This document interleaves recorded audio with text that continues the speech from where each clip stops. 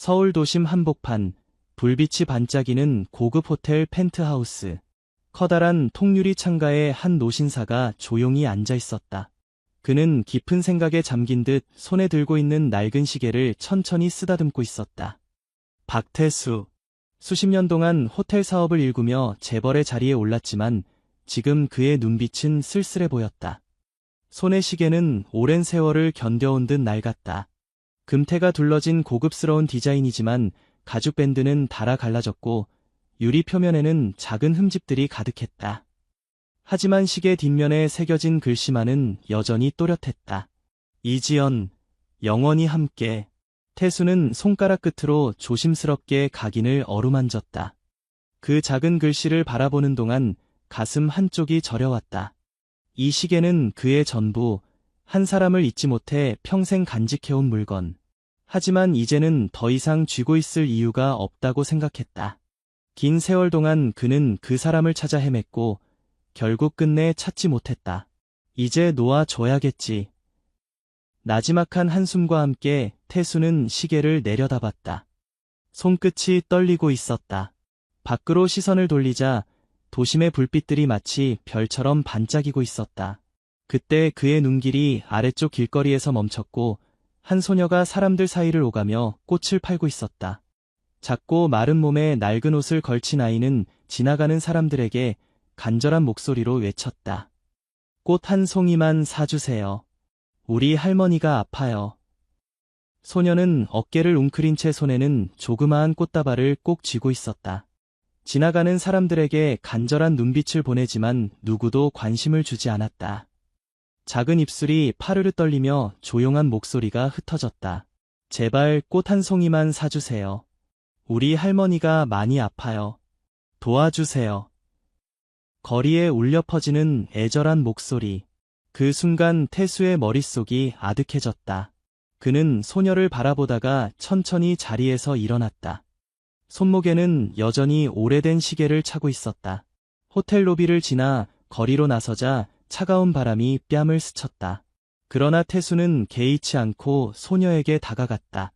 작은 손과 낡은 옷의 소녀는 여전히 지나가는 사람들에게 꽃을 권하고 있었다. 그 눈빛 속에는 절박함과 희망이 교차하고 있었다. 태수는 조용히 소녀 앞에 멈춰섰다. 지갑에서 지폐를 꺼내 꽃을 사고 손목에 차고 있던 낡은 시계를 조용히 내밀었다. 이거 가져가렴.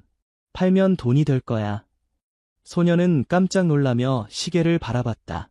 반짝이는 금태, 오래된 가죽 밴드, 그리고 뒷면에 새겨진 글씨. 마치 무엇인가를 확인하는 듯 손끝이 시계의 뒷면을 살며시 쓸었다. 그러다 문득 고개를 들고 눈을 반짝이며 말했다. 이거 우리 할머니 것도 똑같은데요. 이 시계 뒤에 똑같은 글씨도 새겨 있어요. 그 순간 태수의 머릿속이 새하여졌다. 숨이 멎은 듯 가슴은 철렁 내려앉았다. 주변의 소음이 사라지고 오직 소녀의 목소리만이 머릿속에서 맴돌았다. 이 시계 뒤에 똑같은 글씨도 새겨 있어요. 태수의 가슴은 덜컥 내려앉으며 심장이 세차게 뛰었다. 설마 이 시계를... 숨을 고르려 했지만 손끝이 너무 떨렸다. 손에 든 시계를 다시 한번 바라보았다. 손길이 닿을 때마다 50년 전 그날이 떠올랐다. 지연이 마지막으로 남긴 이 작은 흔적. 어떻게 이럴 수가. 지연이가 살아있는 거야. 너무 놀란 나머지 눈앞이 아득해졌다. 웅웅거리는 소리가 들리더니 갑자기 머리가 멍해지며 몸이 휘청거렸다. 그렇게 태수는 순간적으로 힘이 빠지며 의식이 흐려졌다. 얼마나 시간이 흘렀을까. 희미한 소음 속에서 정신을 차렸을 때 태수는 길거리에 쓰러져 있었다. 태수는 본능적으로 주위를 빠르게 둘러봤다. 그러나 그 소녀는 어디에도 없었다. 태수는 주위를 뛰어다니며 필사적으로 소녀를 찾았다. 하지만 어디에도 보이지 않았다. 이럴 수가. 그때 하나의 기억이 떠올랐다. 소녀가 마지막으로 한 말. 고맙습니다, 할아버지. 이 시계 잘 쓸게요. 할머니한테도 이야기해 줄게요. 태수는 하늘을 바라보다가 이내 두 눈을 꼭 감고 말했다. 지연이가 살아있어. 급히 호텔로 돌아온 태수는 자신의 비서 김민호의 사무실을 찾았다. 민호야. 태수의 낮고 단호한 목소리에 김민호가 재빨리 다가왔다.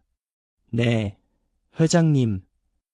태수는 잠시 뜸을 들이더니 조용히 말했다.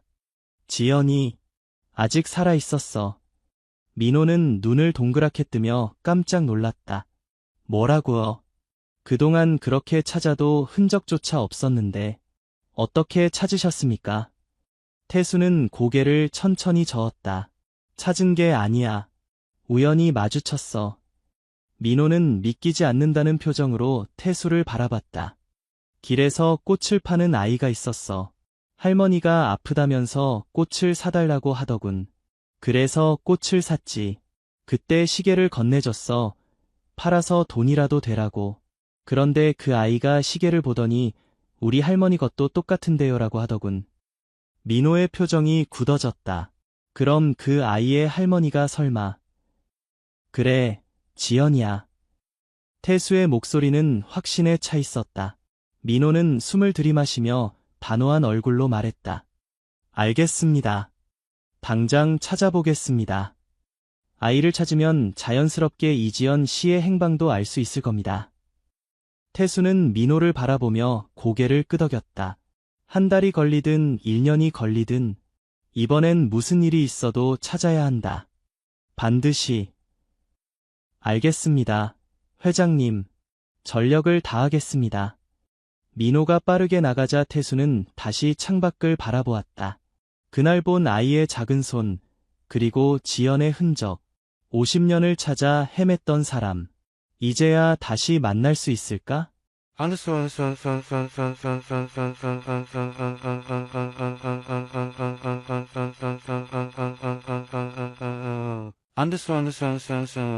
봄날의 따스한 햇살이 서울거리 위로 내리쬐고 있었다. 고즈넉한 한옥 기와가 줄지어 선 서울의 부촌거리. 높은 대문과 돌담이 늘어선 저택들 사이로 햇살이 부드럽게 내려앉고 있었다. 그 중에서도 단연 눈에 띄는 대저택이 하나 있었다. 대문을 지나 정원을 거쳐 들어서면 고풍스러운 각종 가구로 꾸며진 응접실과 서재, 넓은 거실과 장식장이 가득한 화려한 공간이 한눈에 펼쳐졌다. 이곳은 박태수의 집이었다.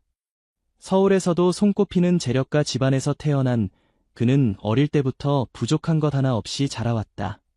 고급 승용차가 마당을 드나들었고 집안 곳곳에는 값비싼 서양식 가구들이 놓여 있었다.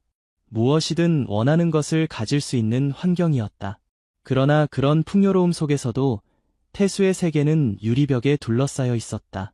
부모님의 기대 속에서 완벽한 후계자로 자라야 했고 철저하게 관리된 교육을 받았다. 그러나 그런 그에게도 어린 시절 마음속에 깊이 자리한 한 사람이 있었다. 바로 이지연. 태수가 중학교에 다닐 무렵 골목 끝자락 작은 꽃을 파는 노점상 앞에서 지연을 처음 만났다. 그날따라 유난히도 맑은 날씨였다. 길을 걷던 태수는 꽃집 앞에서 바닥에 주저앉아 있는 소녀를 보았다. 지연은 작은 손으로 바구니 속의 꽃들을 정리하며 중얼거렸다. 오늘은 이걸 다 팔아야 하는데. 태수는 처음 보는 광경에 발걸음을 멈췄다. 집에서는 한 번도 본 적 없는 자신과는 너무도 다른 세상의 풍경이었다. 그때 꽃잎 하나가 바람에 날려 태수의 발 앞에 떨어졌다. 태수는 그 꽃을 집어들고 지연에게 다가갔다. 이건 내 거야. 지연은 고개를 들었다. 햇빛을 받아 반짝이는 순진한 눈동자가 태수를 올려다봤다. 그러나 그녀의 얼굴엔 어린 나이에도 불구하고 어딘가 어른스러운 쓸쓸함이 배어 있었다. 지연은 가만히 꽃을 받아들며 미소 지었다. 고마워. 이거 장미꽃이야. 예쁘지? 그렇게 두 사람의 인연이 시작됐다. 태수는 지연이 있는 작은 꽃집 앞을 자주 지나갔다. 집에서 준 용돈으로 작은 꽃 한 송이를 사기도 했고 그저 지연이 일하는 모습을 바라보며 조용히 서 있기도 했다. 지연은 그런 태수에게 꽃을 건네주며 말했다. 이 꽃의 꽃말은 영원한 우정이야. 그때는 몰랐다. 그 작은 꽃집 앞에서 싹튼 감정이 훗날 그의 인생을 바꿔 놓을 운명이 될 줄은. 그렇게 시간이 흘러 태수가 유학을 떠난 시간 동안 지연은 여전히 작은 꽃집을 지키고 있었다. 매일 새벽 꽃시장에서 싱싱한 꽃을 들여오고 정성스레 손질하며 하루하루를 버텼다. 유학을 가기 전 태수는 지연에게 약속했다. 지연아, 나 꼭 돌아올게. 돌아와서 우리 그때 다시 얘기하자. 그 말이 어떤 의미인지 지연도 알고 있었다. 태수가 떠난 뒤에도 그는 변함없이 편지를 보내왔다. 낯선 땅에서 적응하느라 바쁘다는 이야기, 새벽 수업이 힘들다는 푸념, 가끔은 그곳에서 본 예쁜 풍경들을 그림으로 그려 보내기도 했다. 지연은 매일 그 편지를 기다리며 태수가 없는 서울에서 조용히 시간을 보냈다. 꽃집은 여전히 힘들었지만 태수가 돌아온다는 희망이 그녀를 버티게 해줬다. 그리고 몇 년 후 태수가 돌아왔다. 지연이 꽃을 정리하던 어느 늦은 오후 익숙한 발걸음 소리가 들렸다. 창가 너머에서 한 남자가 서성였다. 어쩐지 익숙한 실루엣에 그녀가 고개를 들자 환한 미소와 함께 태수가 서 있었다. 지연아, 나왔어. 그 순간 지연의 눈가가 촉촉해졌다. 몇 년 동안 단 한순간도 잊지 못한 그 사람이 그녀 앞에 서 있었다. 태수는 변함없었지만 한층 더 성숙해 보였다. 지연은 순간 아무 말도 할 수 없었다. 태수는 꽃집 문을 조심스럽게 밀고 들어오며 말했다. 이곳도 너도 하나도 변한 게 없네. 그 말에 지연은 웃으며 고개를 저었다. 아니야, 많이 변했어. 나도, 그리고 너도. 그날 이후 두 사람은 다시 자주 만났다. 태수는 종종 꽃집에 들러 지연을 도와주었고, 지연은 그런 태수를 보며 오래전에 따뜻했던 기억을 되살렸다. 함께한 시간은 자연스럽게 사랑으로 변해갔다. 태수와 지연은 함께한 시간이 쌓이면서 자연스럽게 미래를 꿈꾸게 되었다. 태수는 어느 날 지연과 함께 서울 야경이 내려다 보이는 한강 다리 위에 섰다. 바람이 살짝 불어와 지연의 머리카락을 흩날렸다. 태수는 그녀의 손을 꼭 잡으며 조용히 입을 열었다. 지연아. 응. 우리 결혼하자. 지연은 놀란 듯 태수를 바라보았다. 하지만 그의 눈빛에는 흔들림이 없었다. 태수는 미소 지으며 그녀의 손을 더 꼭 쥐고 다른 한 손으로 시계를 건넸다. 이 시계 받아. 너에게 주는 프로포즈 선물이야. 뒷면에 이름도 적어놨어. 이지연, 영원히 함께. 이건 내가 차고, 박태수, 영원히 함께. 이건 내가 차는 거야. 이 시계는 무슨 일이 있어도 버리지 마. 앞으로 죽을 때까지 우리 둘이 평생 차고 있는 거야. 알겠지? 난 평생 너랑 함께하고 싶어. 지연의 눈가가 촉촉해졌다. 태수의 진심이 느껴졌고 결국 고개를 끄덕였다. 그래, 영원히 함께하자, 우리. 그렇게 두 사람은 결혼을 약속했다. 그러나 그들의 행복은 오래가지 않았다. 태수가 이 소식을 집에 알리자마자 집안은 발칵 뒤집혔다. 그날 밤 태수는 거실에서 아버지와 마주 앉아 있었다. 아버지는 싸늘한 표정으로 술잔을 내려놓으며 낮게 말했다. 내가 감히 그런 가난한 집안 여자랑 결혼하겠다고. 태수는 당황하지 않고 차분하게 대답했다. 아버지, 지연은 착하고 성실한 사람입니다. 돈이 아니라 마음이 중요하지 않나요? 그러나 아버지의 표정은 더 굳어졌다. 돈이 아니라 마음? 내가 지금 그런 한가한 소리를 할 때냐? 넌 우리 가문을 이어가야 할 사람이야. 감히 그런 처지의 여자랑 결혼해서 이 집안을 망칠 생각이냐? 태수는 주먹을 꽉 쥐었다. 전 지연과 함께하고 싶습니다. 평생을 함께하고 싶어요. 그러나 아버지는 냉정하게 웃으며 고개를 저었다. 어림도 없다. 넌 내가 정한 사람과 결혼할 거다. 만약 내 말을 듣지 않으면 그녀가 어떤 꼴을 당할지 두고 봐라. 그 말에 태수는 숨을 멈췄다. 단순한 반대가 아니라 지연에게 위해를 가하겠다는 의미였다. 그날은 평소와 다름없는 하루였다. 지연은 꽃집 문을 열고 작은 화분들을 정리하며 하루를 시작했다. 햇살이 따뜻하게 스며들고 거리에는 사람들의 분주한 발걸음이 이어졌다. 그러나 그 평온한 일상은 단 몇 시간 만에 산산조각이 났다. 갑작스럽게 들이닥친 건설 인부들이 꽃집을 둘러쌌고 이내 철거 작업이 시작되었다. 지연은 황급히 뛰어나갔다. 잠깐만요. 무슨 일이죠? 제 가게예요. 하지만 이미 그녀의 꽃집은 철거 대상에 포함되어 있었고 말 한마디로 막을 수 있는 상황이 아니었다. 명령 받고 왔습니다. 이 건물은 철거됩니다. 오늘 안에 모두 철수하세요. 차가운 말 한마디에 지연은 망연자실했다. 손바닥보다 작은 꽃집이었지만 그녀의 모든 것이었다. 부모님을 잃고 혼자 힘으로 살아남기 위해 버텨온 삶의 터전이었다. 하지만 철거인부들은 그녀의 절박함 따위는 신경도 쓰지 않았다. 그때 익숙한 목소리가 들려왔다. 지연아. 태수였다. 그는 헐레벌떡 달려와 현장을 바라보며 숨을 헐떡였다. 이게 대체 무슨 일이야? 그러나 이미 늦었다. 가게는 순식간에 폐허가 되어가고 있었고 지연은 충격의 말도 제대로 하지 못했다. 그 순간 낯익은 남자가 걸어왔다. 태수의 아버지였다. 아빠.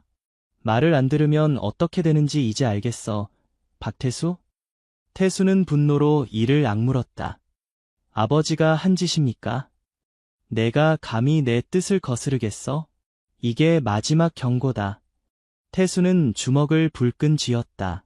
그때 지연이 태수의 손을 꼭 잡았다. 태수야, 이제 그만해. 아니야. 내가 어떻게 가만히 있어. 그러나 지연의 손이 차갑게 떨리고 있었고 눈동자엔 슬픔이 가득했다. 그런 일이 벌어지고 며칠 후 지연은 흔적도 없이 사라졌다. 태수는 그녀를 필사적으로 찾아다녔다. 지연이 갈 만한 곳을 샅샅이 뒤졌고 온 서울을 헤맸다.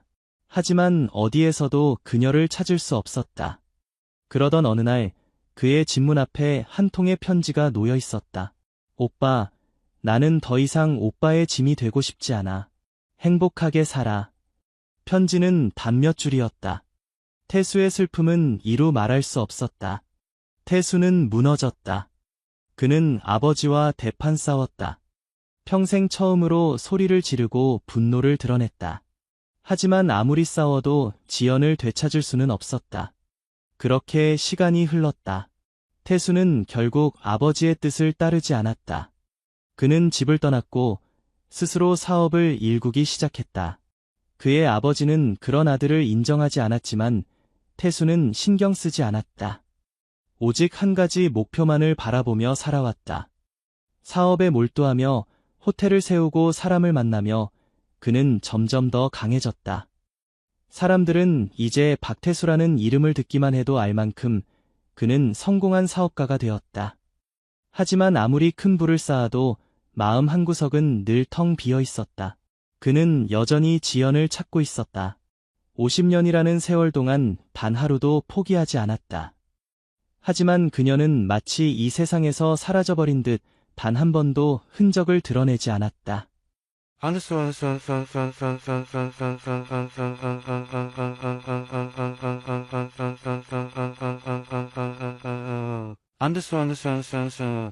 민호는 2달 동안 전국을 샅샅이 뒤졌다.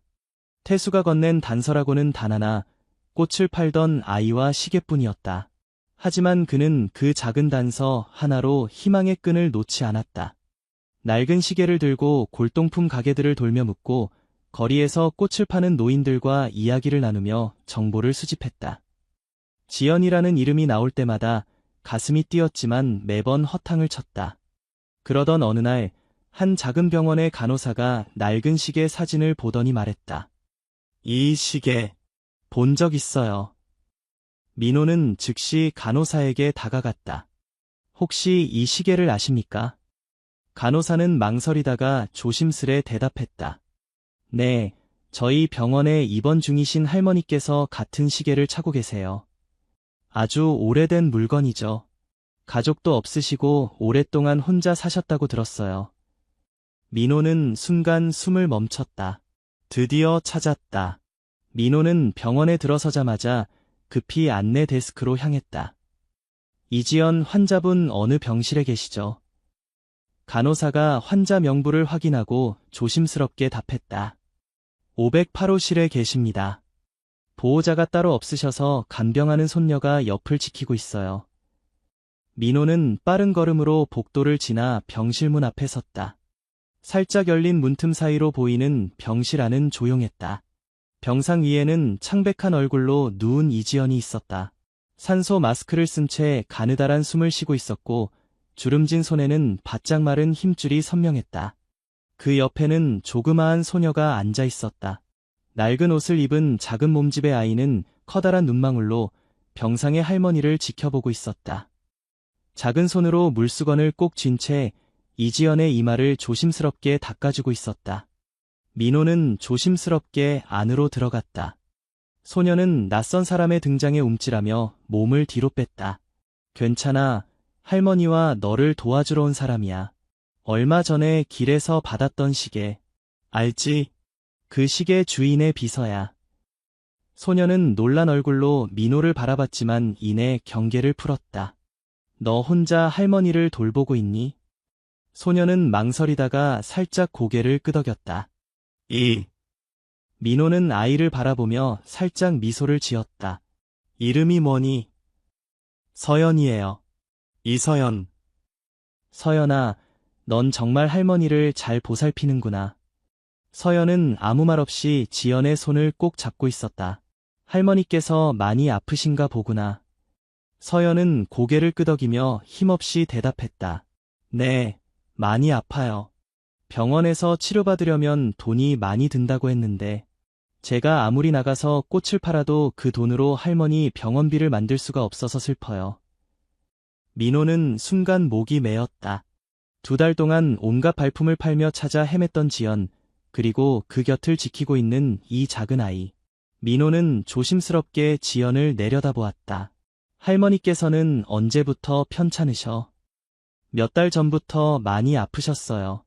계속 괜찮다고 병원 안 가도 된다고 하셨는데 결국 쓰러지셔서 병원에 오게 됐어요. 소녀는 할머니의 손을 꼭 잡고 절망적인 눈빛으로 바라보았다. 민호는 그 모습을 보고 가슴이 찢어졌다. 할머니는 꼭 나을 거야. 그렇지? 민호는 서연의 머리를 조심스레 쓰다듬으며 부드러운 목소리로 대답했다. 그래, 꼭 나으실 거야. 그리고 할머니를 돕고 싶은 사람이 있어. 정말 멋지고 대단하신 분이지. 그러니까 걱정 마. 서연은 고개를 갸웃하며 민호를 바라보았다. 누구어? 민호는 살짝 미소를 지으며 조용히 답했다. 곧 만나게 될 거야. 민호는 병실에서 나오자마자 깊은 숨을 내쉬었다. 지연의 상태는 생각보다 훨씬 심각했다. 그녀는 너무 오랜 세월을 힘겹게 버텨온 듯 보였다. 그리고 그 곁을 지키고 있는 어린 소녀 서연. 그 작은 어깨 위에 짊어진 삶의 무게가 고스란히 전해져 가슴이 먹먹해졌다. 민호는 서둘러 휴대폰을 꺼내 태수에게 전화를 걸었다. 회장님, 찾았습니다. 전화기 너머로 잠시 정적이 흐른 뒤 떨리는 목소리가 들려왔다. 그래, 지연을 찾았어. 네, 하지만 사정이 좋지 않습니다. 잠시 침묵이 이어졌다. 민호는 조심스럽게 말을 이었다. 현재 병원에 입원 중이십니다. 상태가 많이 안 좋습니다. 태수의 손이 떨렸다. 어떤 상태지? 병세가 악화되었습니다. 의료비 문제가 해결되지 않아서 치료를 제대로 받지 못하고 있는 것 같습니다. 태수는 눈을 감았다. 50년, 오랜 세월 동안 찾아 헤맸는데, 이제야 찾았는데, 50년을 헤맸는데, 이제야. 왜 그런 모습이야? 지연아, 웃으면서 보고 싶었는데. 그의 목소리가 떨렸다. 감정이 북받쳐 올라 더는 말을 잇지 못했다. 그날 저녁, 병실 창가에는 어둠이 희미하게 드리워져 있었다. 지연은 창밖을 멍하니 바라보며 깊고 긴 한숨을 내쉬었다. 그녀의 얼굴에는 세월이 새겨놓은 주름이 가득했지만 어딘가 모르게 그리움과 허전함이 서려 있었다. 침대 곁에 앉아있던 손녀 서연은 할머니의 손을 꼭 잡고 있었다. 그녀의 어린 얼굴에는 피곤함이 가득했지만 그럼에도 불구하고 불안한 듯 할머니의 손을 놓지 않았다. 작은 손으로 주름진 손을 어루만지며 나직이 속삭였다. 할머니, 더 힘내세요. 그때 병실 문이 천천히 열렸다. 낯선 남자가 한 발 한 발 조심스럽게 안으로 들어왔다. 깔끔하게 빗어넘긴 백발, 단정한 정장 차림. 그는 문을 닫지도 못한 채 멈춰서서 침대에 누워있는 지연을 바라보았다. 지연은 문 쪽으로 천천히 고개를 돌렸다. 그리고 낮은 목소리로 물었다. 누구세요? 남자는 아무 말도 하지 않았다. 눈을 떼지 못한 채 천천히 그녀의 손목을 향해 시선을 내렸다. 그 순간 그의 숨이 멎을 것 같았다. 오래전, 50년 전, 그가 떠나기 전 그녀에게 건넸던 시계. 그 시계가 아직도 그녀의 손목에 채워져 있었다. 태수의 입술이 미세하게 떨렸다. 손끝도, 숨소리도 조심스러웠다. 간신히 입을 떼며 떨리는 목소리로 그녀의 이름을 불렀다. 지연아. 지연의 눈이 커졌다. 그녀는 한동안 말을 잇지 못했다. 손끝이 미세하게 떨렸고 숨이 고르지 못했다. 그리고 마침내 태수, 오빠. 그녀의 눈에 눈물이 고였다. 두 사람은 아무 말 없이 서로를 바라보며 한없이 눈물을 흘렸다. 세월이 흘렀지만 서로를 향한 깊은 그리움은 여전히 선명했다. 눈앞의 모습이 믿기지 않는 듯 태수는 떨리는 손을 들어 조심스럽게 그녀의 손 위에 얹었다. 정말 너였구나, 지연아. 그의 목소리는 낮고도 간절했다. 그 순간 이지연의 눈가에 맺혀있던 눈물이 천천히 흘러내렸다. 오빠. 목이 메어 더 이상 말을 잇지 못했다. 지연의 손을 감싼 태수의 손끝이 미세하게 떨렸다. 어쩌면 이 순간을 위해 50년을 기다린 것인지도 몰랐다. 눈물에 젖은 얼굴을 하늘로 향하다가 지연은 이내 흐느끼며 손으로 얼굴을 감쌌다. 그 모습을 옆에서 지켜보던 서연이 두 사람을 번갈아 바라보며 조심스럽게 입을 열었다. 할머니, 이 할아버지가 항상 말했던 그 할아버지예요. 조용한 병실의 맑고 여린 목소리가 울려 퍼졌다. 지연은 순간 멈칫했다. 그리고 곧 손녀의 작은 손을 꼭 감싸쥐었다. 눈물을 머금은 눈으로 서연을 바라보며 깊은 감정을 담아 조용히 말했다. 그래, 내가 가장 사랑했던 사람이란다. 그녀의 손끝이 손녀의 볼을 부드럽게 어루만졌다. 그 순간 태수는 소녀를 바라보며 말했다. 서연이 맞지? 그동안 할머니를 잘 보살펴줘서 고맙다. 힘들었겠다. 추울 텐데 거리에 나가서 꽃 팔아가며 할머니 병원비를 마련하느라 고생했어. 내가 가장 사랑하는 지연을 지금까지 아껴줘서 너무 고맙다. 그렇게 차갑기만 했던 병실에는 따뜻한 감정이 피어올랐다. 그렇게 잠깐의 시간이 흐른 뒤 태수는 곧바로 자리에서 일어나 민호를 향해 단호한 목소리로 말했다. 당장 전국의 병원에서 제일 뛰어난 의사를 부르도록 해. 민호는 이미 그럴 줄 알고 있었다는 듯 고개를 끄덕였다. 회장님, 이미 최고의 전문의를 섭외해 놓았습니다. 곧 도착할 겁니다.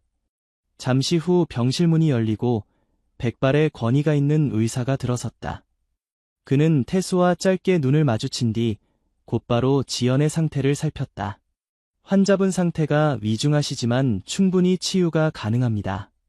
다만 장기적인 관리와 정성이 필요합니다. 태수는 지체 없이 대답했다. 돈이 얼마가 들든 어떤 방법이든 써서 꼭 낫게 해주십시오. 그의 목소리엔 단호함과 간절함이 동시에 서려 있었다. 옆에서 조용히 듣고 있던 지연이 약하게 웃으며 말했다. 나 이제 괜찮아요. 이렇게 다시 만나게 된 것만으로도 충분한걸. 그러나 태수는 그녀의 손을 꼭 잡으며 고개를 저었다. 아니, 난 널 위해서라면 뭐든 할 거야. 이번엔 절대 널 잃지 않아. 그 순간 서연이 눈을 반짝이며 태수를 올려다보았다. 할아버지가 우리 할머니를 치료해 주는 거예요. 태수는 미소를 지으며 서연의 머리를 살짝 쓰다듬었다. 그래. 할머니는 반드시 나을 거야. 그리고 앞으로는 우리가 함께 할 거란다. 서연이도 더 이상 거리에 나가서 꽃을 팔지 않아도 되고, 갖고 싶은 것 다 가져도 돼. 이제 앞으로 행복하게만 살면 돼. 서연은 기쁘면서도 어리둥절한 표정으로 고개를 갸웃했다. 그러나 이내 환하게 웃으며 할머니의 손을 꼭 잡았다. 할머니, 이제 낫게 될 거예요. 지연은 흐르는 눈물을 닦으며 오랜 세월을 기다린 태수를 가만히 바라보았다. 그의 눈빛 속에는 변함없는 사랑과 함께 다시는 놓치지 않겠다는 강한 의지가 담겨 있었다. 태수는 지연을 더 적극적으로 간호하기 위해 국내 최고 수준의 병원을 선정하고 VIP 병실로 옮겼다.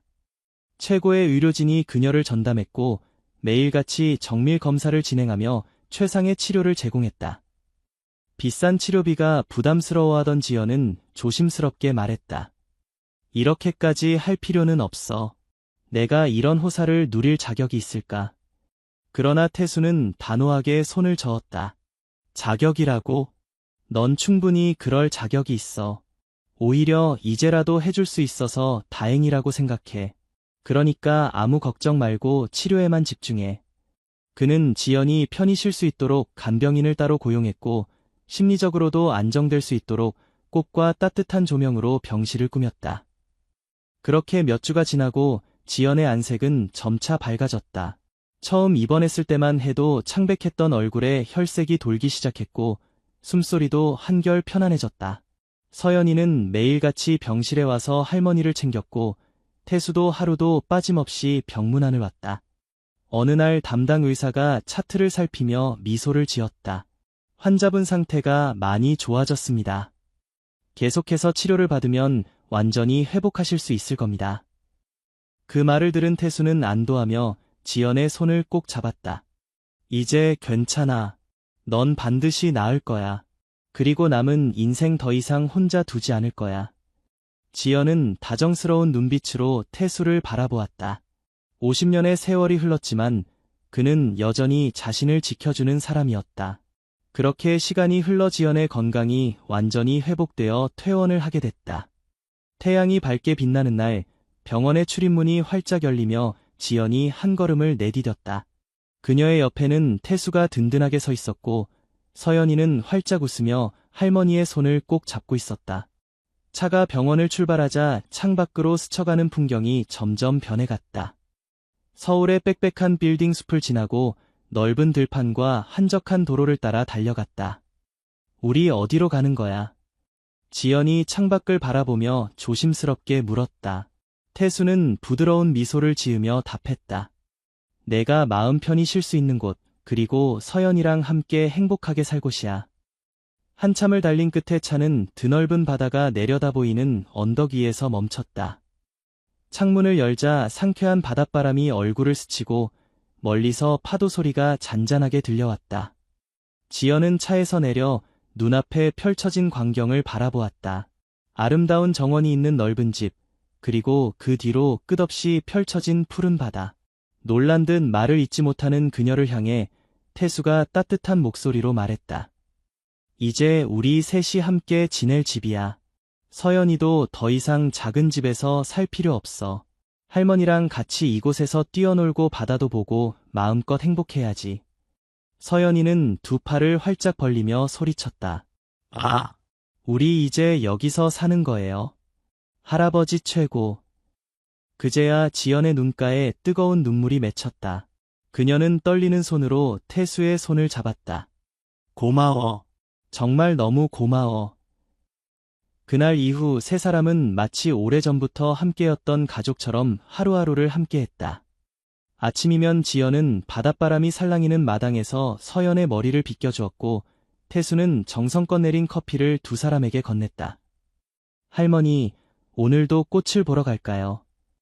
서연이 작은 손으로 지연의 팔을 꼭 붙잡고 물었다. 지연은 따뜻한 눈길로 손녀를 바라보며 고개를 끄덕였다. 그래, 우리 꽃을 보러 가자. 세 사람은 바닷가로 나란히 걸어나갔다. 지연은 바닷가 근처에 작은 정원을 만들어 직접 꽃을 가꾸기 시작했다. 언젠가 다시 꽃을 팔겠다는 손녀의 꿈을 들었을 때 그녀는 오랜 세월 잊고 지냈던 꽃에 대한 애정을 되찾은 듯했다. 할머니, 나중에 크면 할머니처럼 꽃집을 하고 싶어요. 서연은 지연이 가꾼 꽃밭을 보며 해맑게 웃었다. 그 말을 들은 태수는 살며시 지연의 어깨를 감싸며 말했다. 우리 지연이가 다시 꽃을 만지고 있네. 지연은 태수를 바라보며 오래전 젊은 시절 꽃집에서 환하게 웃던 자신을 떠올렸다. 그 시절 모든 것이 무너져 내렸던 꽃집. 그러나 이제는 새로운 시작을 할 수 있었다. 이제야 모든 게 제자리로 돌아온 것 같아.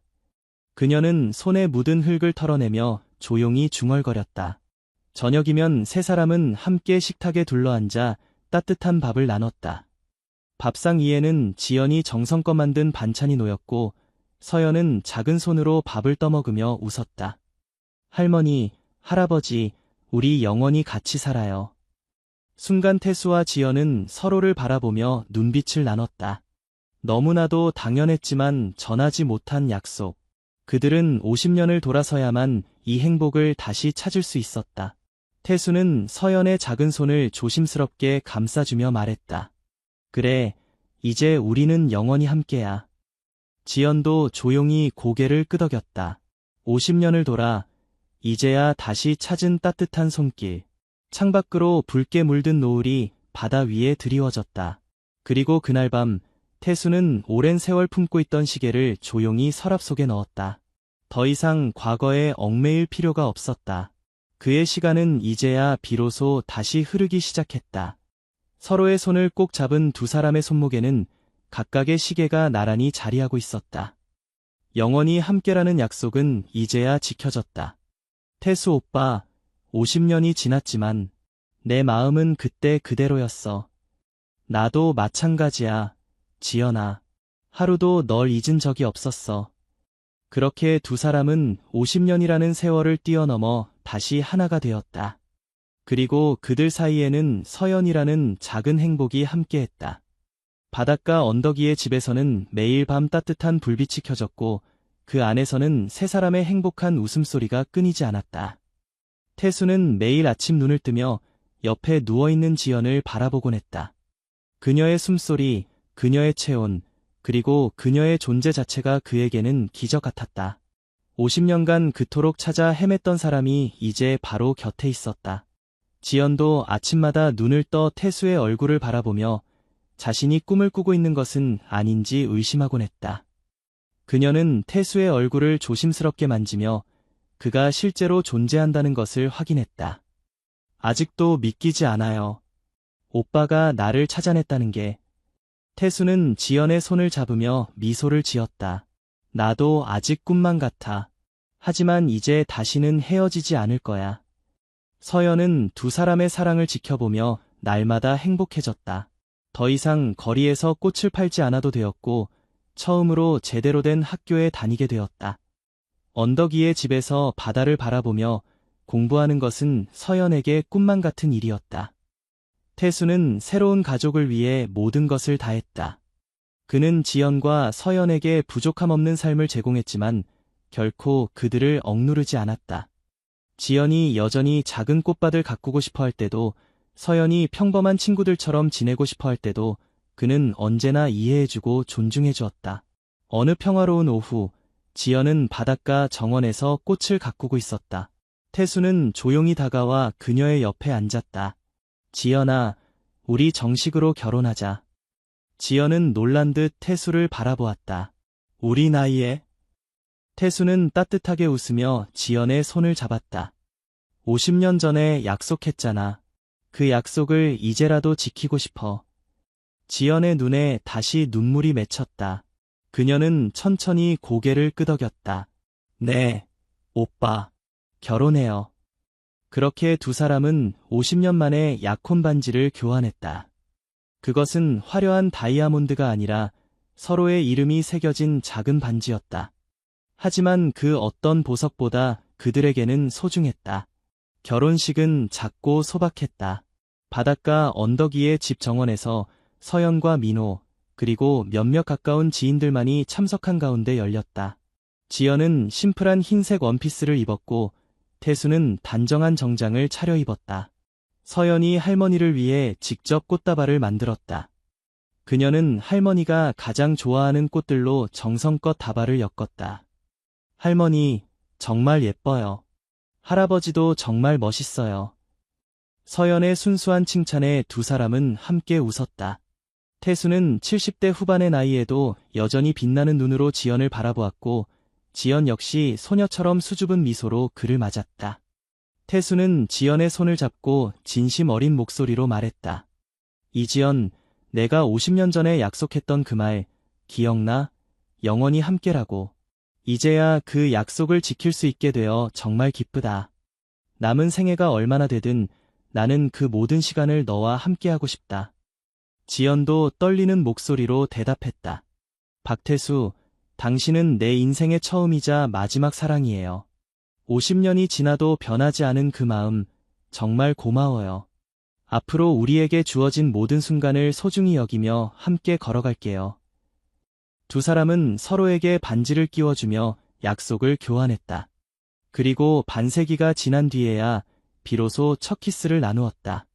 그 순간 시간은 멈춘 듯했고 그들은 다시 젊은 연인이 되었다. 서연은 기쁨의 눈물을 흘리며 두 사람에게 달려가 안겼다. 태수와 지연은 서연을 함께 안아주며 이제 그들이 진정한 가족이 되었음을 느꼈다. 결혼식 이후 세 사람의 일상은 더욱 달콤해졌다. 태수는 사업에서 조금씩 물러나며 가족과 함께할 시간을 늘렸다. 지연은 본격적으로 집 근처에 작은 꽃집을 열었고 서연은 그곳에서 방과 후에 할머니를 돕곤 했다. 지연의 꽃집은 금세 동네의 명소가 되었다. 그녀의 오랜 경험과 따뜻한 미소가 사람들을 끌어모았다. 태수는 종종 꽃집에 들러 지연의 일하는 모습을 바라보았다. 그때마다 그는 50년 전 처음 만났을 때의 그녀를 떠올렸다. 이제 진짜 우리 꽃집이네. 태수의 말에 지연은 부드럽게 웃었다. 그래요. 이번엔 아무도 빼앗아갈 수 없는 우리 꽃집이에요. 서연은 학교에서도 밝게 지냈다. 처음에는 갑자기 바뀐 환경에 적응하기 힘들어했지만 금세 새 친구들을 사귀고 학업에도 열중했다. 그녀가 가져온 성적표를 볼 때마다 태수와 지연은 무한한 자부심을 느꼈다. 우리 서연이가 정말 똑똑하네. 태수의 칭찬에 서연은 수줍게 웃었다. 할아버지랑 할머니 덕분이에요. 그렇게 계절이 바뀌고 시간이 흘렀다. 태수와 지연은 놓쳤던 50년의 시간을 하루하루 채워나갔다. 그들은 함께 여행을 다니고 영화를 보고 때로는 그저 바닷가 벤치에 앉아 석양을 바라보기도 했다. 어느 날 저녁, 세 사람은 함께 바닷가에 앉아 있었다. 서연은 모래성을 만들고 있었고 태수와 지연은 나란히 앉아 그녀를 바라보고 있었다. 생각해보면 참 신기해요. 우리가 다시 만나게 된 것도 서연이를 만난 것도 모든 게 운명 같아요. 지연의 말에 태수는 고개를 끄덕였다. 그래. 하지만 운명만으로는 부족했어. 우리가 서로를 잊지 않고 기다렸기 때문에 가능했던 일이야. 지연은 조용히 태수의 손을 잡았다. 그들의 손목에는 여전히 50년 전의 시계가 채워져 있었다. 세월의 흐름에도 불구하고 그 시계들은 여전히 같은 시간을 가리키고 있었다. 우리의 시간은 계속 이어져 왔던 거네요. 태수는 미소 지으며 답했다. 그래, 우리의 시간은 멈춘 적이 없어. 단지 잠시 떨어져 있었을 뿐이야. 서연이 두 사람에게 달려와 안겼다. 할아버지, 할머니, 보세요. 해가 지고 있어요. 세 사람은 함께 서서 바다 너머로 지는 해를 바라보았다. 붉은 노을이 바다와 하늘을 물들이며 그들의 얼굴도 따뜻한 빛으로 비추었다. 태수는 한 팔로 지연을, 다른 팔로 서연을 안으며 생각했다. 50년의 기다림이 결코 헛되지 않았다. 그는 자신의 인생에서 가장 소중한 두 사람을 품에 안은 채 깊은 감사함을 느꼈다. 그렇게 바닷가 언덕 위의 집에서는 매일 밤 따뜻한 불빛이 켜졌고 세 사람의 행복한 웃음소리가 끊이지 않았다. 50년의 기다림 끝에 찾은 행복, 그들의 영원한 약속은 마침내 지켜진 것이다. 오후의 햇살이 도시를 비추는 어느 날, 시내버스는 사람들로 가득 찼다. 버스가 흔들릴 때마다 서 있는 사람들은 손잡이를 꽉 잡았다. 김민수 할아버지는 왼쪽 다리를 절뚝이며 버스 중앙부에 있는 노약 좌석을 향해 천천히 걸었다. 그의 다리는 수십 년 전 입은 상처 때문에 오래 서 있는 것이 고통스러웠다. 저기 자리가 있군. 김민수 할아버지는 노약 좌석을 발견하고 안도의 한숨을 내쉬었다. 하지만 그가 다가가자 노약 좌석에는 이미 누군가 자리를 차지하고 있었다. 목까지 올라오는 용문신의 팔뚝에는 거미줄 문신이 그려진 건달이었다.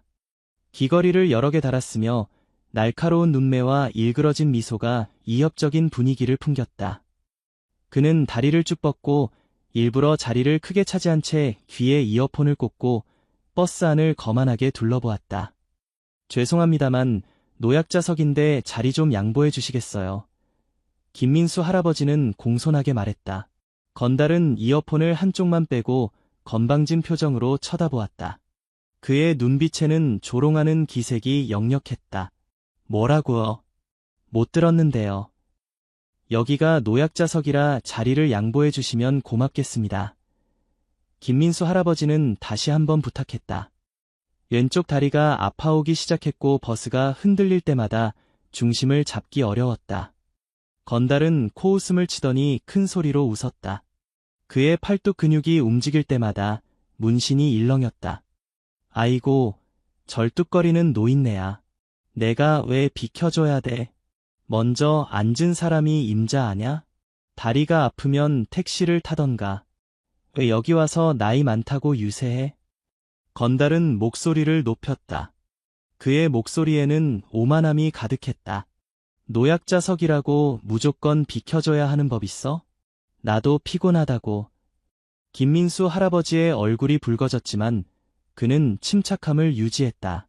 젊은이, 버스에 노약 좌석이 있는 이유가 있지 않겠나? 나이가 많거나 몸이 불편한 사람들을 위한 배려야. 아, 진짜 귀찮게 하네. 건달은 갑자기 자리에서 일어나 김민수 할아버지 앞에 서서 그의 가슴을 손가락으로 거칠게 밀었다. 무게중심이 불안정했던 김민수 할아버지는 뒤로 비틀거리며 넘어질 뻔했다. 절뚝거리는 거 특별 대우 받으려고? 그냥 다른 데 가서 서 있어. 이 노인네야. 아님 집에서 나오지 말던가. 다시 한번 건달은 김민수 할아버지의 어깨를 밀었고 이번에는 김민수 할아버지가 옆에 있던 승객에게 부딪혔다. 승객들은 불안한 기색으로 더 멀리 물러났고 아무도 나서서 말리지 않았다. 버스기사도 그만하세요 라고 작게 이야기할 뿐 별다른 말을 하지 않았다. 건달의 위협적인 외모와 행동 때문에 다들 개입하기를 꺼렸다. 이봐, 아무리 그래도 왜 폭력을 쓰는가? 그만하게. 김민수 할아버지는 자신의 옷깃을 정리하며 말했지만 그의 목소리는 떨리고 있었다. 폭력. 내가 언제 폭력을 썼어? 그냥 살짝 밀었을 뿐인데. 노인네, 서 있을 힘도 없으면 집에나 있지. 왜 나와서 사람 귀찮게 해? 건달은 다시 한번 팔을 들어 올렸고 김민수 할아버지는 본능적으로 몸을 피했다. 건달은 그 모습을 보고 더 크게 웃었다. 봐봐, 제대로 서 있지도 못하면서 얼마나 더 버틸 거야. 버스는 불편한 침묵으로 가득 찼다. 승객들은 모두 상황을 알면서도 모른 척했다. 김민수 할아버지는 무력감을 느끼며 창밖을 바라보았다.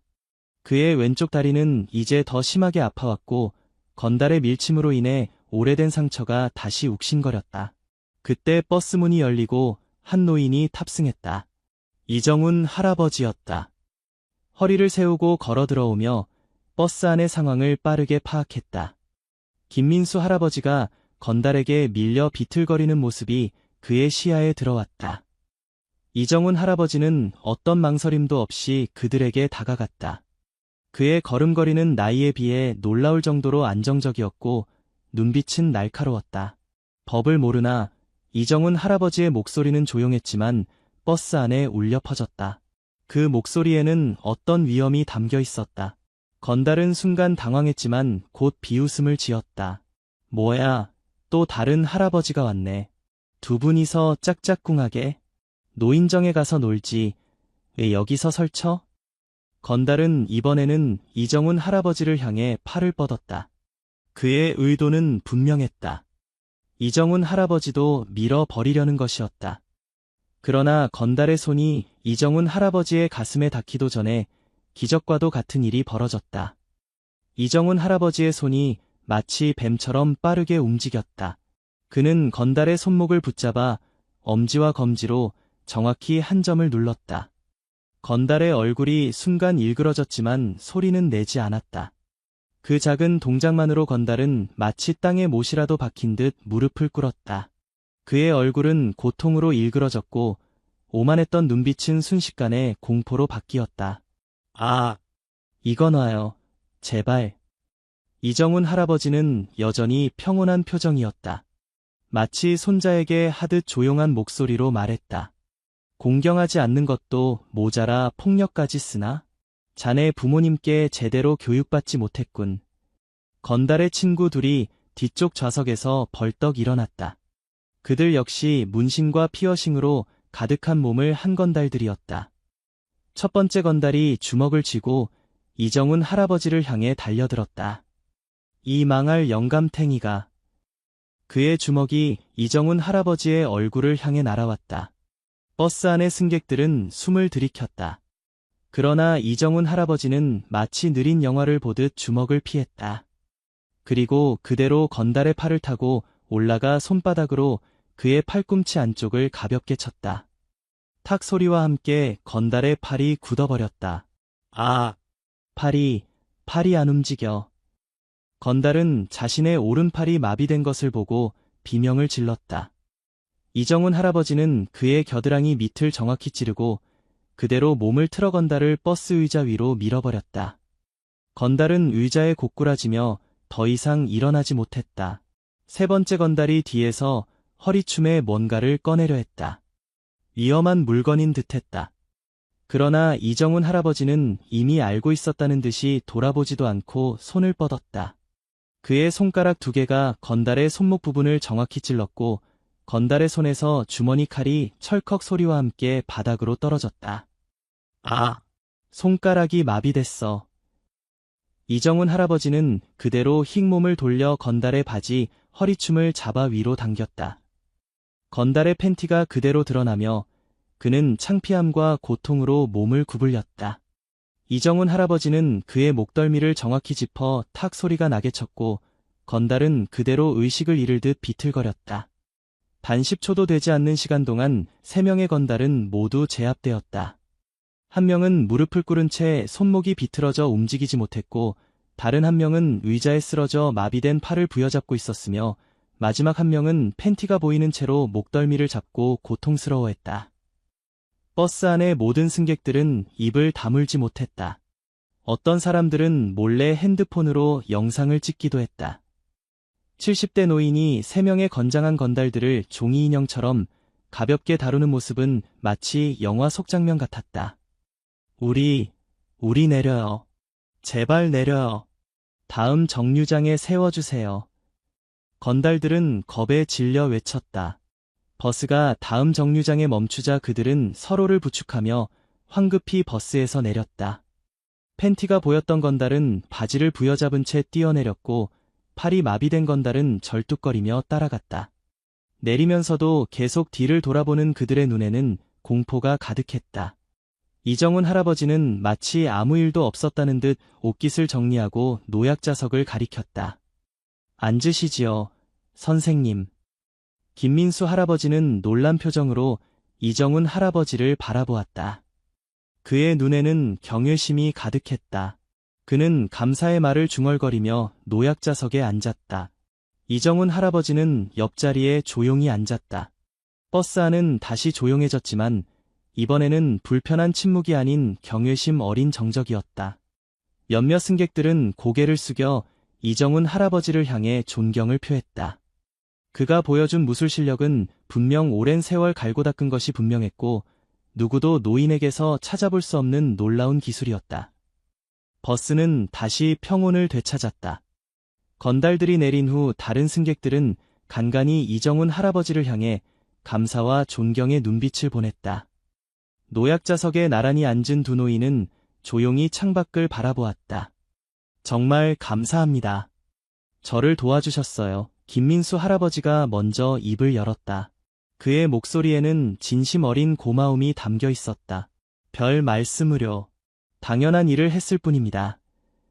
이정훈 할아버지는 담담하게 대답했다. 저는 김민수라고 합니다.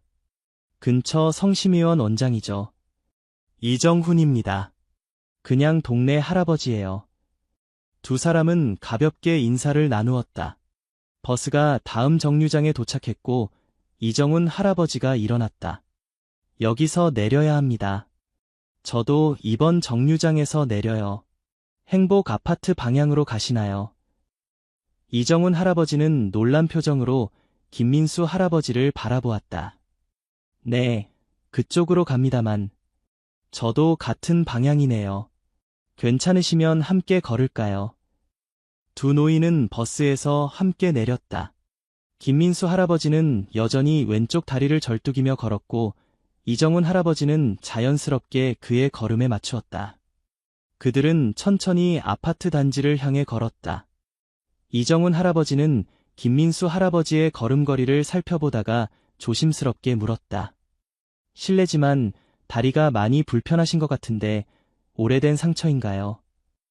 김민수 할아버지는 잠시 걸음을 멈추고 자신의 왼쪽 다리를 내려다보았다. 그의 얼굴에 옅은 미소가 번졌다. 네, 40년 전 일이에요. 사실 이 다리는 제게 특별한 의미가 있습니다. 이정훈 할아버지는 호기심 어린 표정으로 기다렸다. 저희 가족이 북한에서 탈출할 때 생긴 상처입니다. 이 말에 이정훈 할아버지의 발걸음이 살짝 멈칫했다.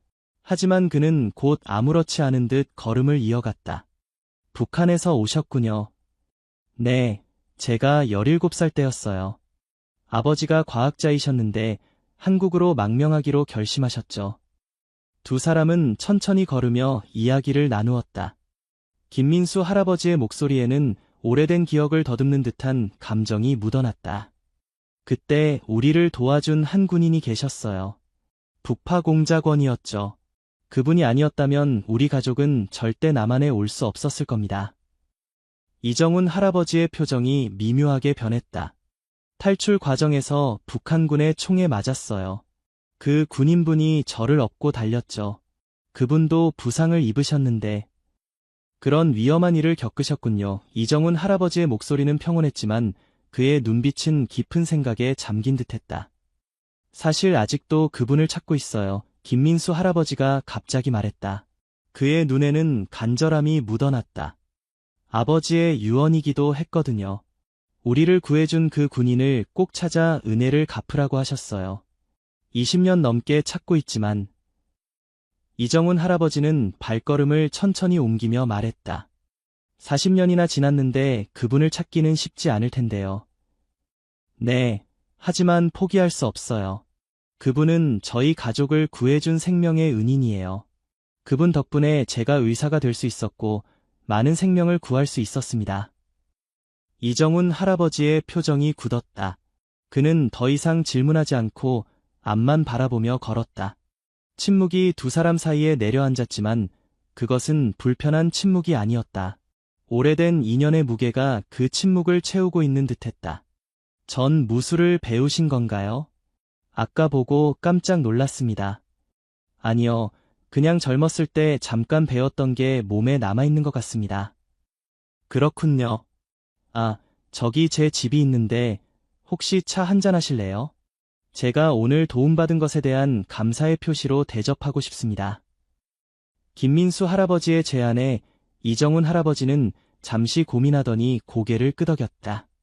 두 노인은 나란히 차집으로 향했다. 그날의 만남 이후 이정훈 할아버지와 김민수 할아버지는 자주 마주치게 되었다. 우연히도 두 사람은 비슷한 시간에 같은 버스를 타고 있었다.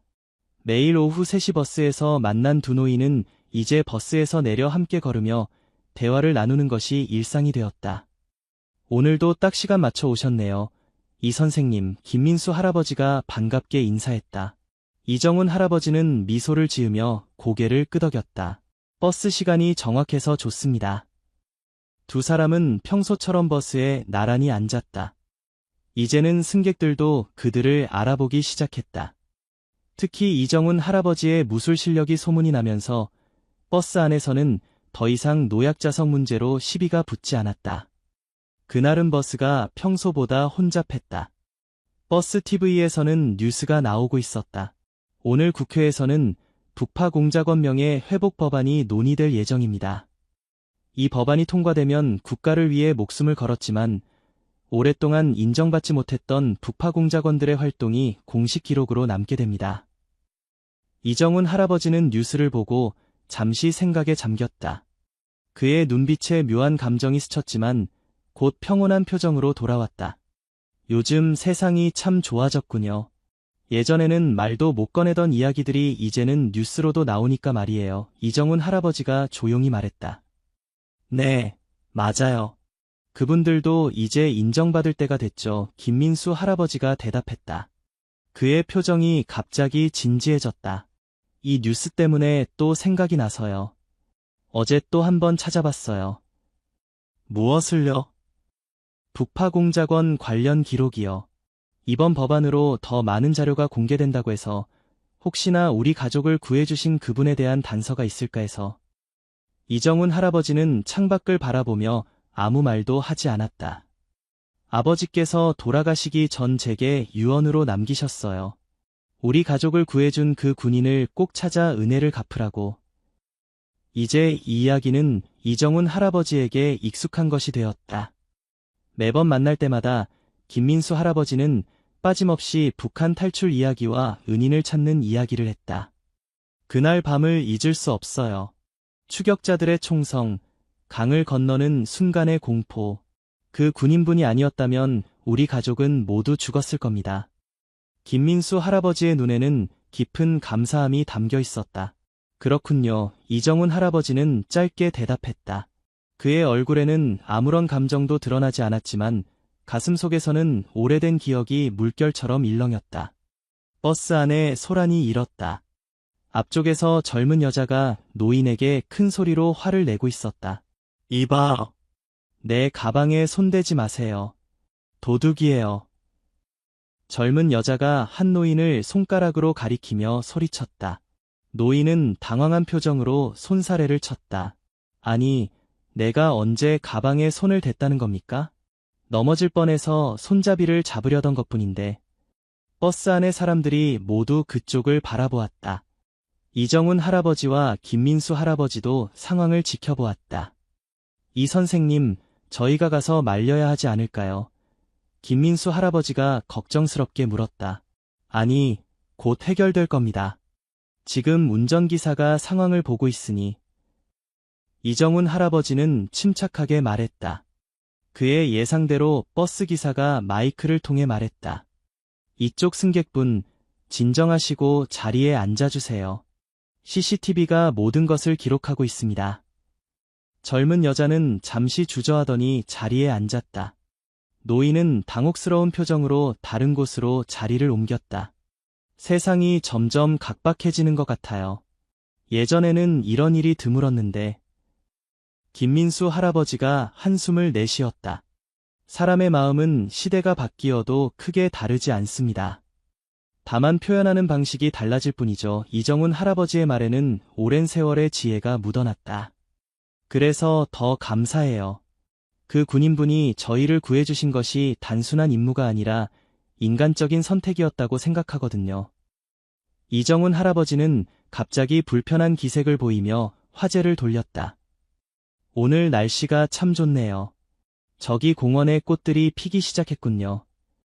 김민수 할아버지는 이정훈 할아버지가 항상 이렇게 북한 탈출 이야기가 나올 때마다 화제를 돌리는 것을 눈치챘다. 처음에는 단순히 불편한 주제라고 생각했지만 이제는 그 반응이 단순한 불편함 이상의 무언가가 있다고 느꼈다. 네, 그러네요. 이 선생님, 혹시 제 이야기가 불편하신가요? 제가 북한 이야기를 꺼내면 화제를 돌리시는 것 같아서요. 이정훈 할아버지는 잠시 침묵했다. 그의 눈빛이 깊어졌다. 불편하다기보다는 그런 이야기를 들으면 옛날 생각이 나서요. 제가 젊었을 때 비슷한 일을 겪은 친구가 있었거든요. 정말요? 혹시 그 친구분이... 아니, 그 친구는 이제 세상에 없습니다. 오래전에 떠났어요. 버스가 천천히 정류장에 도착했다. 두 노인은 함께 내려 평소처럼 나란히 걸었다. 이정훈 할아버지는 자신의 비밀을 계속 간직한 채 걸음을 옮겼다. 그의 마음속에는 언젠가는 진실을 말해야 할지도 모른다는 생각이 스쳤지만 아직은 때가 아니라고 느꼈다. 가을이 깊어가던 어느 날 오후, 버스에서 내린 두 노인은 평소와 같이 함께 걸었다. 낙엽이 바스락거리는 길을 따라 천천히 걸으며 그들은 일상적인 대화를 나누었다. 이 선생님, 오늘 저녁 시간 괜찮으세요? 김민수 할아버지가 갑자기 물었다. 네. 저녁이요? 이정훈 할아버지는 의아한 표정으로 물었다. 네, 제 집에서 간단히 저녁 식사라도 하시면 어떨까 해서요. 매일 같은 버스를 타고 이야기는 많이 나눴지만 제대로 대접한 적이 없어서. 이정훈 할아버지는 잠시 망설였다. 그는 지나치게 개인적인 만남을 피해왔다. 하지만 몇 달 동안 함께 버스를 타며 정이 들었고 김민수 할아버지의 따뜻한 제안을 거절하기 어려웠다. 그럼 감사히 초대에 응하겠습니다. 잘 됐네요. 제 집이 바로 저 아파트예요. 걸어서 5분이면 됩니다. 두 사람은 행복 아파트 단지로 향했다. 가을 햇살이 따스하게 내리쬐는 오후, 그들은 여유롭게 걸으며 이런저런 이야기를 나누었다. 저는 혼자 살아요. 아내는 10년 전에 먼저 떠났고 아들은 미국에서 의사로 일하고 있습니다. 김민수 할아버지가 말했다. 저도 혼자 삽니다. 결혼은 하지 않았어요. 이정훈 할아버지의 대답은 항상 그랬듯 간결했다. 두 사람은 함께 엘리베이터를 타고 김민수 할아버지의 집에 들어섰다. 넓고 정돈된 집안은 오랫동안 혼자 살았지만 깔끔하게 관리되고 있었다. 들어오세요. 편하게 계시고 저는 저녁 준비를 하겠습니다. 이정훈 할아버지는 거실 소파에 앉았다.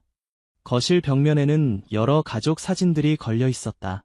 그의 시선이 오래된 흑백 사진 한 장에 멈췄다. 그것은 젊은 김민수와 그의 부모님이 함께 찍은 사진이었다. 배경은 낮은 산과 작은 마을이 보이는 곳이었다. 이정훈 할아버지는 무심코 그 사진 앞으로 다가갔다. 그의 손이 미세하게 떨렸다. 부엌에서 나온 김민수 할아버지는 사진을 바라보는 이정훈 할아버지의 모습을 보았다. 아, 저 사진에 관심이 있으신가요? 개성 근처 마을이군요. 이정훈 할아버지는 생각에 잠긴 채 무심코 말했다. 그 순간 그는 깨달았다. 자신이 큰 실수를 했다는 것을. 김민수 할아버지의 얼굴이 굳어졌다. 그는 천천히 다가와 이정훈 할아버지의 옆에 섰다. 어떻게 이 마을을 아세요? 그의 목소리는 떨리고 있었다. 이곳은 우리가 탈출한 마을입니다. 사진은 탈출 직전에 찍은 마지막 가족 사진이고요. 이정훈 할아버지는 침을 삼켰다. 그는 급히 변명을 생각해냈다. 제가 예전에 지도를 많이 봐서 지형이 특이해 기억나는 것 같습니다. 김민수 할아버지의 눈에는 의심의 빛이 가득했다. 그는 이정훈 할아버지의 얼굴을 뚫어져라 바라보았다. 개성 근처라고 정확하게 말씀하셨습니다. 이 마을 이름은 공식 지도에도 거의 나오지 않는 작은 마을입니다. 방 안의 공기가 무거워졌다. 이정훈 할아버지는 시선을 돌려 다른 사진들을 바라보았다. 가족분들이 참 행복해 보이네요. 아드님도 잘생기셨고.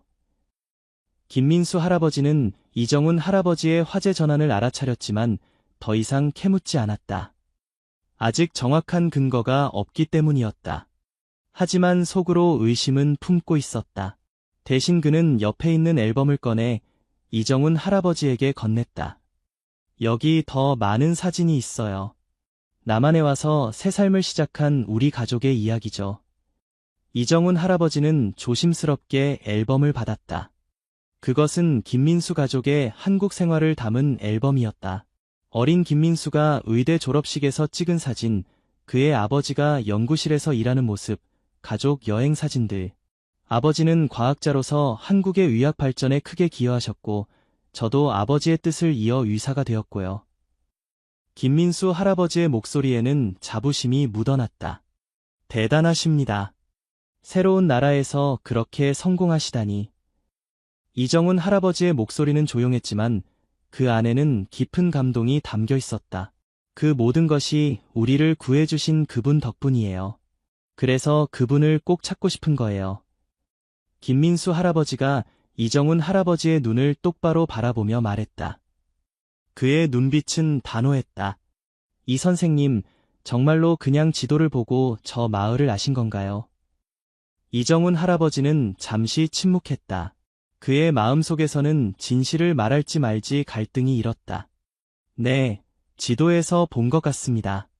제가 젊었을 때 여러 지역의 지도를 연구했어요. 김민수 할아버지는 더 이상 추궁하지 않았지만 그의 눈빛은 여전히 의심에 차 있었다. 그는 앨범을 다시 받아 조심스럽게 책장에 넣었다. 저녁 식사할 시간이네요. 부엌으로 오시죠. 두 사람은 식탁에 마주 앉았다. 김민수 할아버지가 준비한 소박하지만 정성 어린 식사가 오갔다. 대화는 자연스럽게 이어졌지만 공기 중에는 미묘한 긴장감이 감돌았다.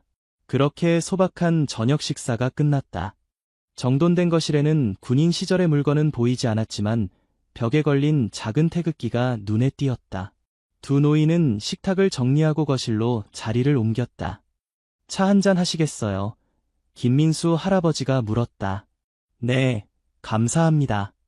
식사가 정말 맛있었어요. 김민수 할아버지는 찻잔을 내어놓고 따뜻한 차를 따랐다. 두 사람은 조용히 차를 마시며 편안한 침묵을 즐겼다. 참 좋은 집이세요. 혼자 사시도 깨끗하게 정돈되어 있어서 놀랐어요. 감사합니다. 혼자 살더라도 깨끗이 살아야죠. 김민수 할아버지는 천천히 차를 마시다가 문득 진지한 표정을 지었다. 그는 결심한 듯 입을 열었다. 이 선생님, 며칠 전부터 속으로 생각한 것이 있어요. 제가 계속 말씀드렸던 북한 탈출 이야기. 이정훈 할아버지의 손이 잠시 멈칫했지만 곧 평온한 표정으로 고개를 끄덕였다. 네, 그런데요. 아버지께서 돌아가시기 전에 저에게 말씀하신 게 있습니다. 저희를 구해준 군인은 오른손 엄지에 V자 흉터가 있었다고 하셨어요. 북한군의 총알이 스쳐 생긴 상처라고. 이정훈 할아버지의 표정이 굳었다. 그는 무의식적으로 오른손을 소파 쿠션 아래로 움직였다. 그렇군요. 구체적인 단서가 있으시니 찾기가 더 수월하실 텐데요. 네, 그래서 최근에 한 분을 주의 깊게 지켜봤습니다. 그때 이정훈 할아버지는 떨리는 손으로 물 한 잔을 따르려다 실수로 컵을 떨어뜨렸다. 물이 바닥에 쏟아졌다. 죄송합니다. 괜찮습니다. 수건 가져오겠습니다. 김민수 할아버지는 서둘러 부엌으로 향했다. 이정훈 할아버지는 도우려 일어났지만 김민수 할아버지가 먼저 수건을 들고 돌아왔다. 이정훈 할아버지는 수건을 받아들고 바닥에 떨어진 물을 닦고 있었다. 그가 바닥을 닦는 동안 김민수 할아버지의 시선은 계속 이정훈 할아버지의 오른손 엄지에 닿았다. 그곳에는 희미하지만 분명한 V자 형태의 흉터가 보였다. 김민수 할아버지의 심장이 빠르게 뛰기 시작했다. 그는 아무 말도 하지 않고 이정훈 할아버지를 지켜보았다. 단순한 우연일 수도 있었다. 하지만 개성 근처 마을을 알았던 것, 북한 이야기를 꺼낼 때마다 화제를 돌렸던 것, 그리고 이제 V자 흉터까지. 너무 많은 일치점이 있었다.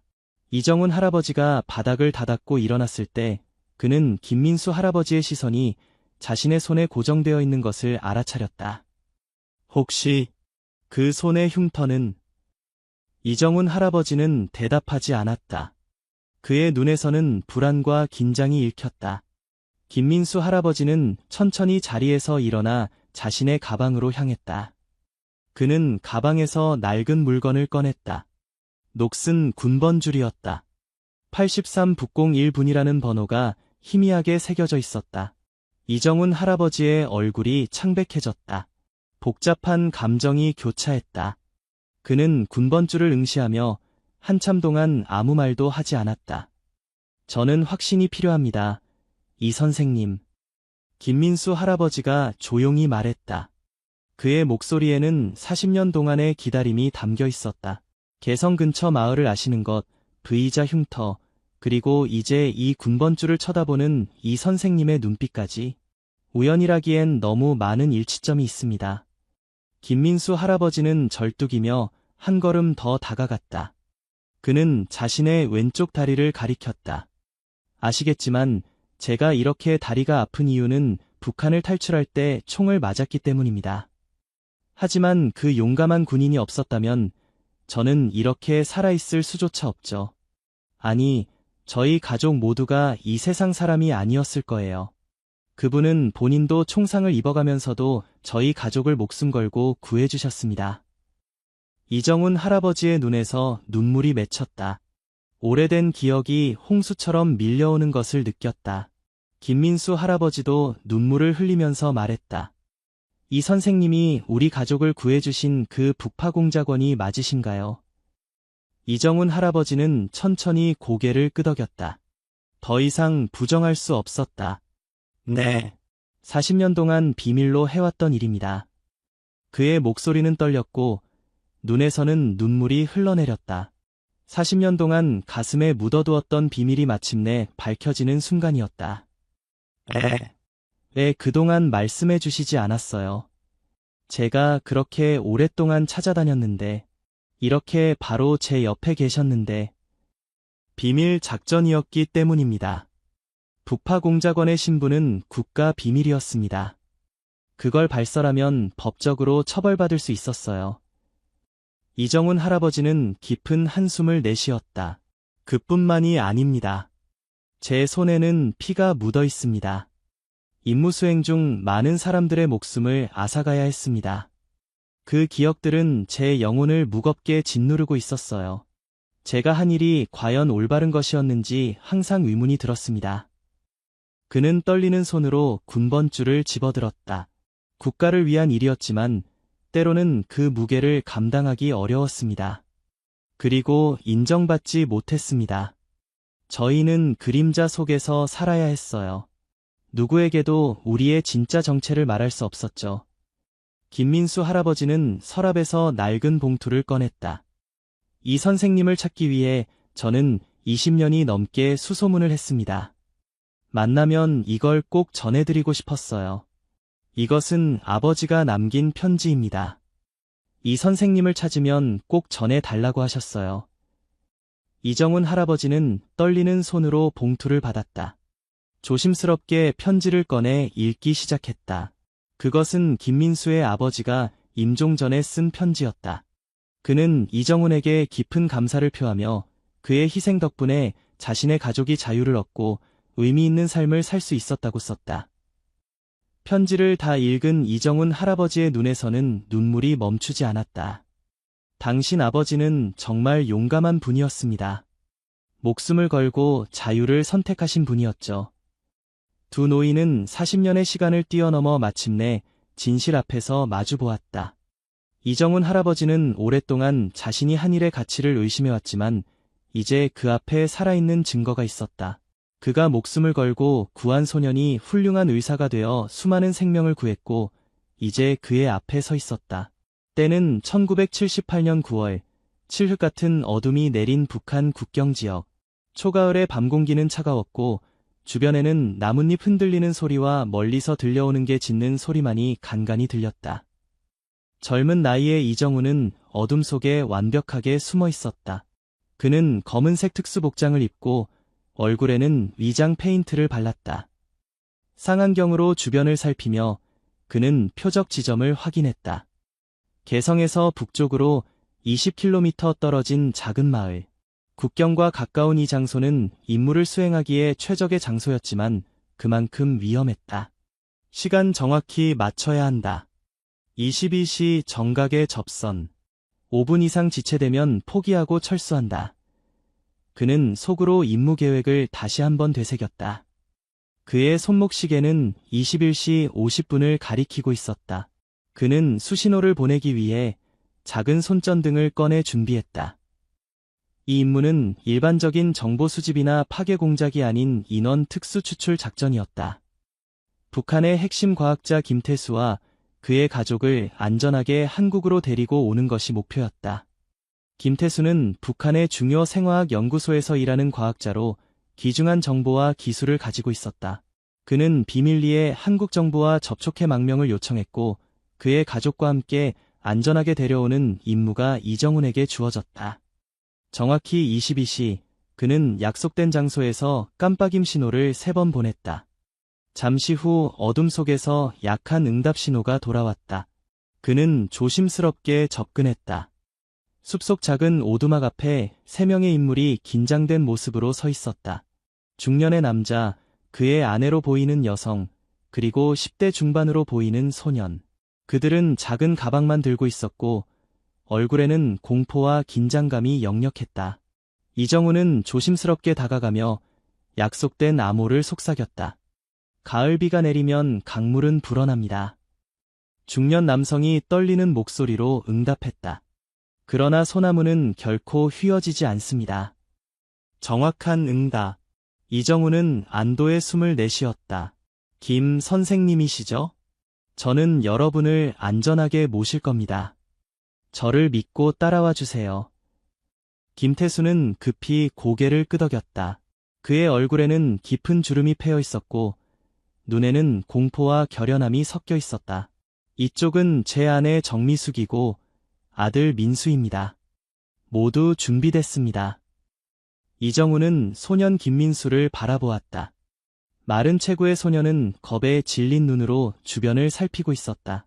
그의 얼굴에는 아직 어린 티가 남아 있었지만 눈빛은 이미 많은 것을 보고 겪은 듯했다. 걱정 마십시오. 무슨 일이 있어도 끝까지 남한으로 모시겠습니다.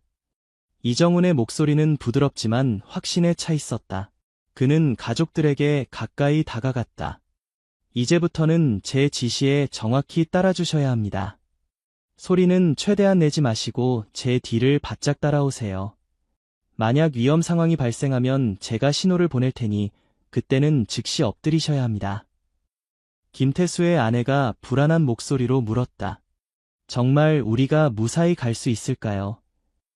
이정훈은 따뜻한 미소를 지으며 그녀의 어깨를 가볍게 두드렸다. 걱정 마세요. 제가 목숨을 걸고 여러분을 지킬 겁니다. 우리는 반드시 성공할 겁니다. 그의 단호한 말에 가족들의 긴장이 조금 풀렸다. 이정훈은 소년 민수에게 다가가 그의 어깨를 잡았다. 민수야, 용감하게 행동해야 해. 앞으로 몇 시간이 너의 인생에서 가장 중요한 시간이 될 거야. 두려워도 괜찮아. 하지만 용기를 잃지 말고. 알겠지? 소년은 천천히 고개를 끄덕였다. 그의 눈에는 두려움 속에서도 결연한 의지가 보였다. 이정훈은 주변을 다시 한번 살폈다. 어둠 속에서 그는 완벽한 탈출 경로를 계산하고 있었다. 그들이 국경을 넘기 위해서는 군 초소 2곳을 피해 강을 건너야 했다. 그리고 그곳에는 지뢰밭과 순찰병들이 있었다. 이제 출발하겠습니다. 제 뒤를 정확히 따라오시면 됩니다. 그리고 제가 밟는 곳만 밟으셔야 합니다. 이정훈은 앞장서서 어둠 속으로 움직이기 시작했다. 그의 걸음은 마치 숲의 일부가 된 것처럼 소리 없이 진행됐다. 김태수 가족은 불안한 모습으로 그의 뒤를 따랐다. 작은 개울가에 다다랐을 때 이정훈은 갑자기 멈춰서서 손을 들어 올렸다. 모두가 숨을 죽였다. 멀리서 군인들의 발소리가 들려왔다. 순찰대. 이정훈은 재빨리 손짓하며 가족들을 키 큰 숲을 아래로 인도했다. 그들은 몸을 낮추고 기다렸다. 김민수의 심장은 마치 밖으로 튀어나올 것처럼 격렬하게 뛰었다. 그의 어머니는 떨리는 손으로 아들의 손을 꼭 잡았다. 순찰대의 발소리가 점점 가까워졌다가 다시 멀어졌다. 이정훈은 5분을 더 기다린 후 조심스럽게 자리에서 일어났다. 이제 갑시다. 앞으로 2km 더 가면 강이 나옵니다. 그곳이 가장 위험한 구간입니다. 그들은 다시 움직이기 시작했다. 이정우는 마치 밤의 포식자처럼 어둠을 통과했고 가족들은 최대한 그의 움직임을 모방하려 노력했다. 때로는 멈춰서서 주변을 살피고 때로는 빠르게 달리며 그들은 한 걸음씩 자유를 향해 나아갔다. 달빛이 숲 사이로 비쳐 그들의 길을 희미하게 밝혔다. 이정훈의 얼굴에는 결연한 의지가 가득했고 그의 눈은 끊임없이 주변을 탐색했다. 그는 이 임무가 얼마나 중요한지 알고 있었다. 한 과학자의 망명이 아니라 한 가족의 운명이 그의 손에 달려 있었다. 조금만 더 가면 됩니다. 용기를 잃지 마세요. 이정훈의 조용한 격려가 어둠 속에서 그들에게 힘을 주었다. 어둠 속에서 조용히 움직이던 이정훈과 김태수 가족은 강가에 도착했다. 강폭은 그리 넓지 않았지만 초가을에 차가운 물살이 거세게 흐르고 있었다. 달빛이 강물 위에 은빛길을 만들어냈다. 여기가 가장 위험한 구간입니다. 강을 건너면 접선 요원이 남쪽에서 기다리고 있을 겁니다. 이정훈은 조용히 설명했다. 그는 작은 방수 가방에서 로프를 꺼냈다. 로프로 서로를 연결하겠습니다. 물살이 센 곳이라 떨어지지 않도록 조심해야 합니다. 그는 로프를 김태수의 허리에 묶고 그의 아내 아들순으로 연결했다. 마지막으로 자신의 허리에도 로프를 단단히 묶었다. 제가 먼저 물에 들어가겠습니다. 상태를 확인한 후 신호를 보내면 따라오세요. 이정훈이 조심스럽게 물에 발을 담그려는 순간 갑자기 숲에서 빛이 번쩍였다. 탐조등이 그들을 향해 비춰지고 있었다. 이정훈은 순간적으로 가족들을 강둑 아래로 밀어넣었다. 바로 그때 총성이 밤공기를 갈랐다. 북한군이 사격을 시작한 것이다. 이정훈은 자신의 권총을 꺼내 대응 사격을 시작했다. 그는 탐조등을 향해 두 발을 쏘았고 불빛이 사라졌다. 하지만 이미 북한 군인들은 그들의 위치를 파악한 상태였다. 강을 건너야 합니다. 지금이 유일한 기회예요. 그들이 강으로 뛰어들려는 순간 또다시 총성이 울렸다. 김태수가 갑자기 비명을 질렀다. 그의 오른쪽 어깨에 총알이 스쳤다. 아들 민수가 달려갔지만 또 다른 총알이 그의 왼쪽 다리를 쳤다. 날카로운 통증에 소녀는 쓰러졌다. 이정훈은 재빨리 두 사람에게 달려갔다. 상황이 급격히 악화되고 있었다. 그는 빠르게 주변을 살폈다. 북한군들이 강을 건너오고 있었고 시간이 얼마 남지 않았다. 김 선생님, 일어나실 수 있겠습니까? 김태수는 고통스러운 표정으로 고개를 끄덕였다. 그의 아내가 남편을 부축했다. 이정훈은 민수에게 다가갔다. 소년의 다리에서는 피가 흘러내리고 있었다. 그는 재빨리 자신의 군번줄을 풀어 김민수의 발목에 묶어 지혈했다. 괜찮으니까 걱정 마. 작은 상처야. 나를 믿어. 강을 건너는 동안 최대한 움직이지 말고 있어. 그들은 서둘러 강물로 뛰어들었다. 찬물이 그들의 몸을 덮쳤고 이정훈은 한 손으로 로프를 잡아당기며 가족들을 이끌었다. 그의 다른 손은 김민수를 단단히 부축하고 있었다. 조금만 더. 저기가 남쪽입니다. 강 중간쯤 왔을 때 또다시 총성이 울렸다. 물보라가 사방으로 튀었고 이정훈은 오른손에 날카로운 통증을 느꼈다. 총알이 그의 오른손 엄지를 관통한 것이다. 피가 물에 번졌지만 그는 멈추지 않았다. 괜찮아요. 계속 가세요.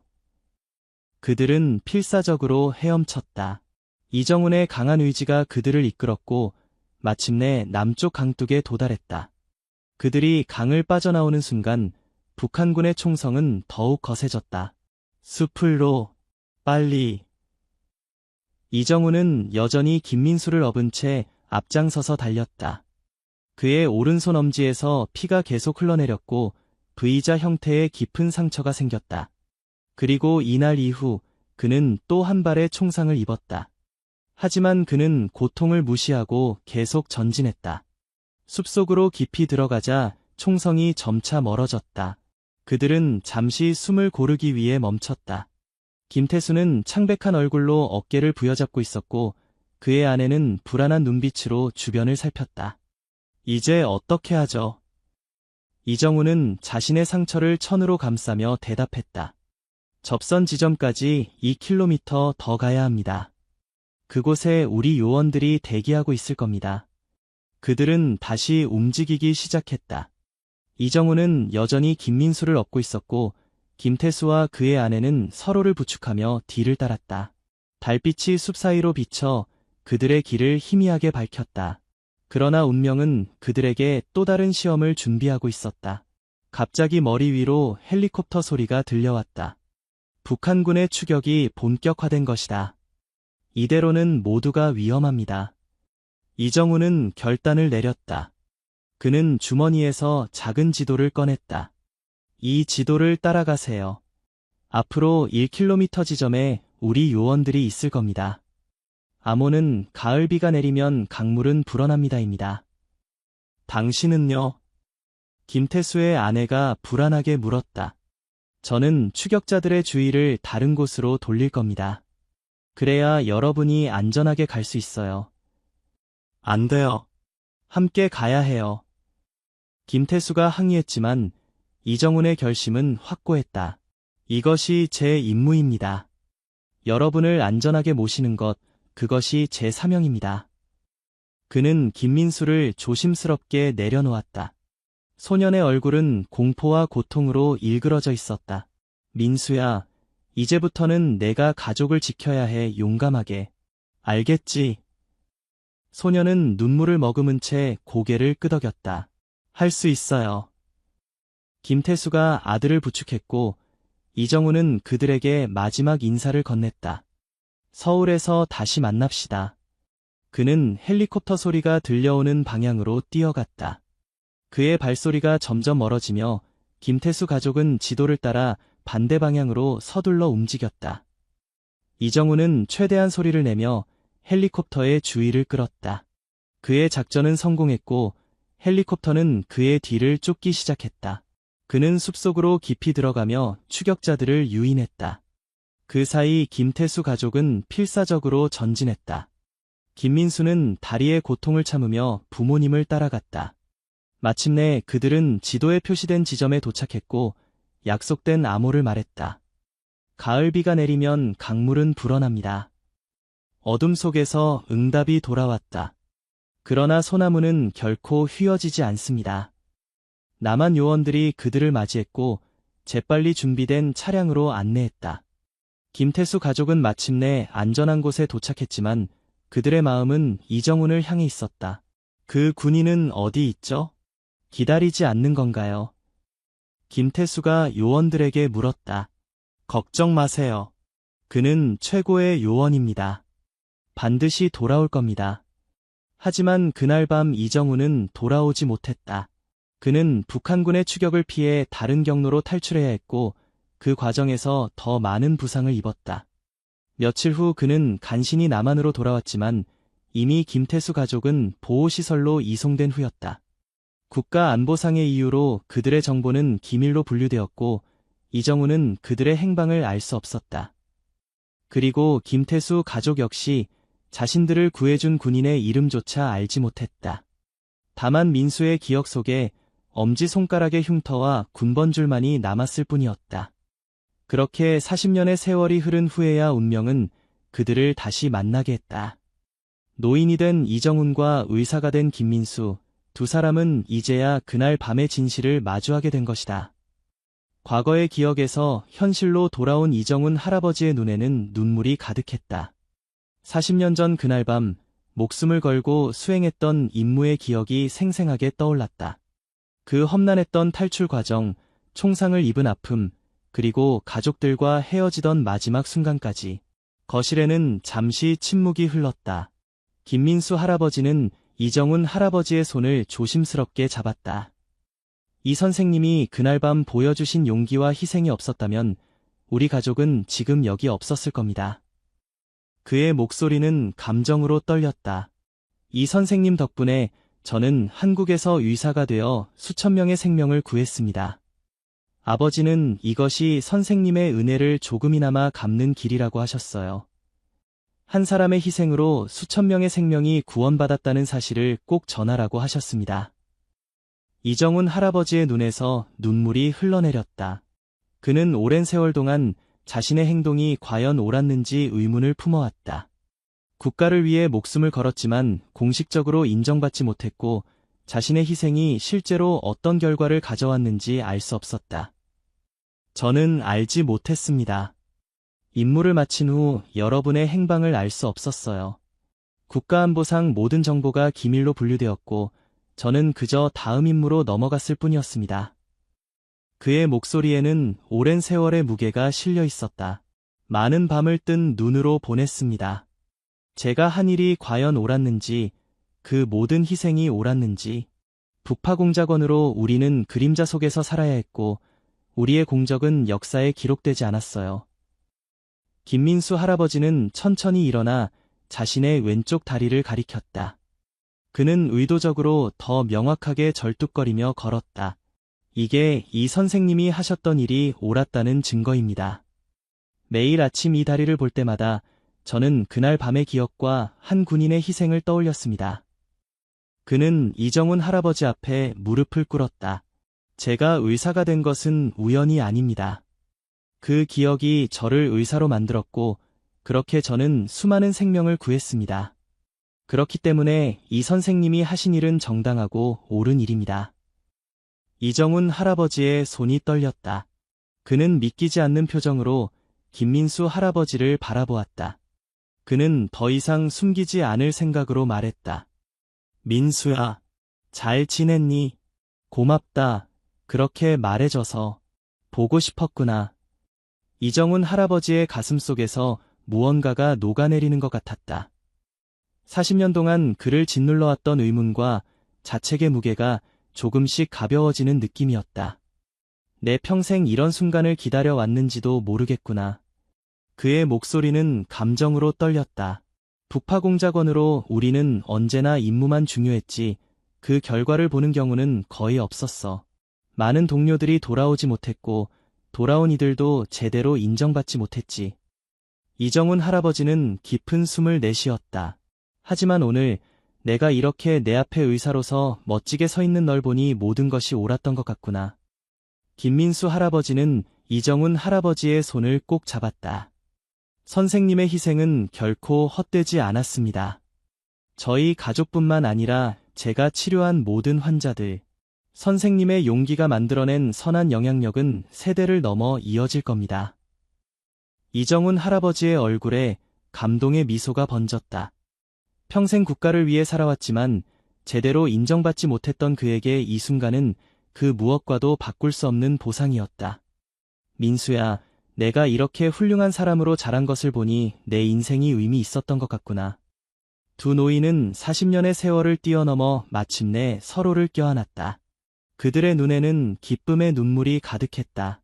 이정훈 할아버지는 처음으로 자신의 희생이 헛되지 않았음을 깨달았고 오랜 세월 그를 짓눌러왔던 무게가 조금씩 가벼워지는 것을 느꼈다.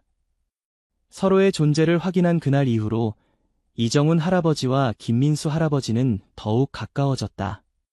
매일 같은 버스를 타고 함께 시간을 보내며 40년의 공백을 메우기 위해 많은 이야기를 나누었다. 이정훈 할아버지는 자신의 북파공작원 시절 이야기를 조금씩 들려주었고 김민수 할아버지는 의사로서의 삶과 가족의 역사를 들려주었다. 가을이 깊어가는 어느 날 오후 두 사람은 평소처럼 공원을 산책하고 있었다. 갑자기 이정훈 할아버지가 걸음을 멈추고 가슴을 움켜쥐었다. 괜찮으세요, 이 선생님? 김민수 할아버지가 걱정스럽게 물었다. 괜찮아. 그냥 잠시 숨이 차서. 그러나 이정훈 할아버지의 얼굴은 점점 창백해졌다. 그리고 갑자기 그는 벤치에 기대다가 그대로 쓰러졌다. 이 선생님, 선생님. 김민수 할아버지는 재빨리 이정훈 할아버지의 맥박을 확인했다. 맥박은 느리고 불규칙했다. 그의 손은 떨렸지만 평생 환자를 진료해온 의사로서의 침착함을 유지했다. 버텨요, 선생님. 제발 버텨요. 구급차가 도착했고 이정훈 할아버지는 재빨리 병원으로 이송되었다. 김민수 할아버지도 함께 탑승했다. 그는 응급의료진에게 이정훈 할아버지의 과거 병력에 대해 설명했다. 40년 전에 총상을 입었습니다. 왼쪽 어깨와 가슴 부위였고 일부 파편이 적출되지 않았을 가능성이 있습니다. 저는 성심의원 원장입니다. 근처에 제 병원이 있습니다. 그쪽으로 가주세요.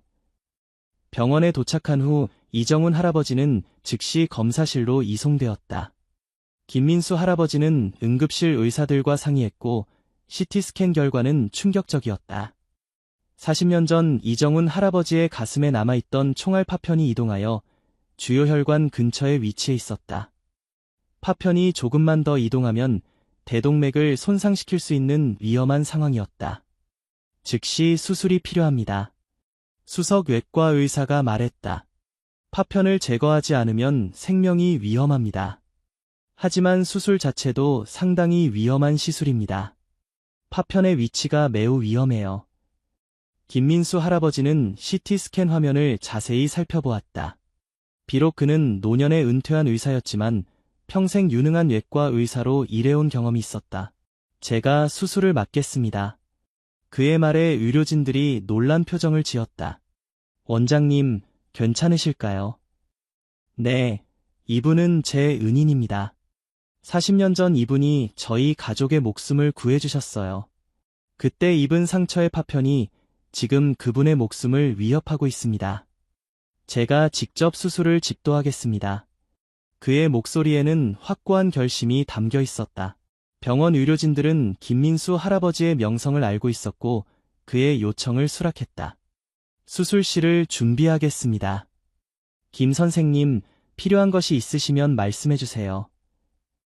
수술 준비가 진행되는 동안 김민수 할아버지는 마취된 이정훈 할아버지의 병상 곁에 앉았다. 그는 이정훈 할아버지의 손을 꼭 잡았다. 40년 전 선생님은 저를 업고 온몸으로 총알을 막아 주셨습니다. 이제 제가 선생님의 생명을 구할 차례입니다. 수술실이 준비되었고 이정훈 할아버지는 수술대로 이송되었다. 김민수 할아버지는 수술복으로 갈아입고 철저히 손을 씻었다. 그의 나이에도 불구하고 그의 손은 놀라울 정도로 안정적이었다. 수십 년간의 경험이 그의 손끝에 응축되어 있었다. 수술을 시작하겠습니다. 수술은 5시간 동안 계속되었다. 파편의 위치가 매우 위험했기 때문에 극도의 주의가 필요했다. 김민수 할아버지의 이마에서는 땀이 흘러내렸지만 그의 손은 정확하고 안정적이었다. 그는 모든 기술과 경험을 동원하여 이정훈 할아버지의 가슴에서 파편을 제거하기 위해 집중했다. 마침내 그는 40년 전 이정훈 할아버지의 가슴에 박힌 총알 파편을 성공적으로 제거했다. 작은 금속 조각이 수술실 접시 위에 놓였을 때 모든 의료진들은 안도의 한숨을 내쉬었다.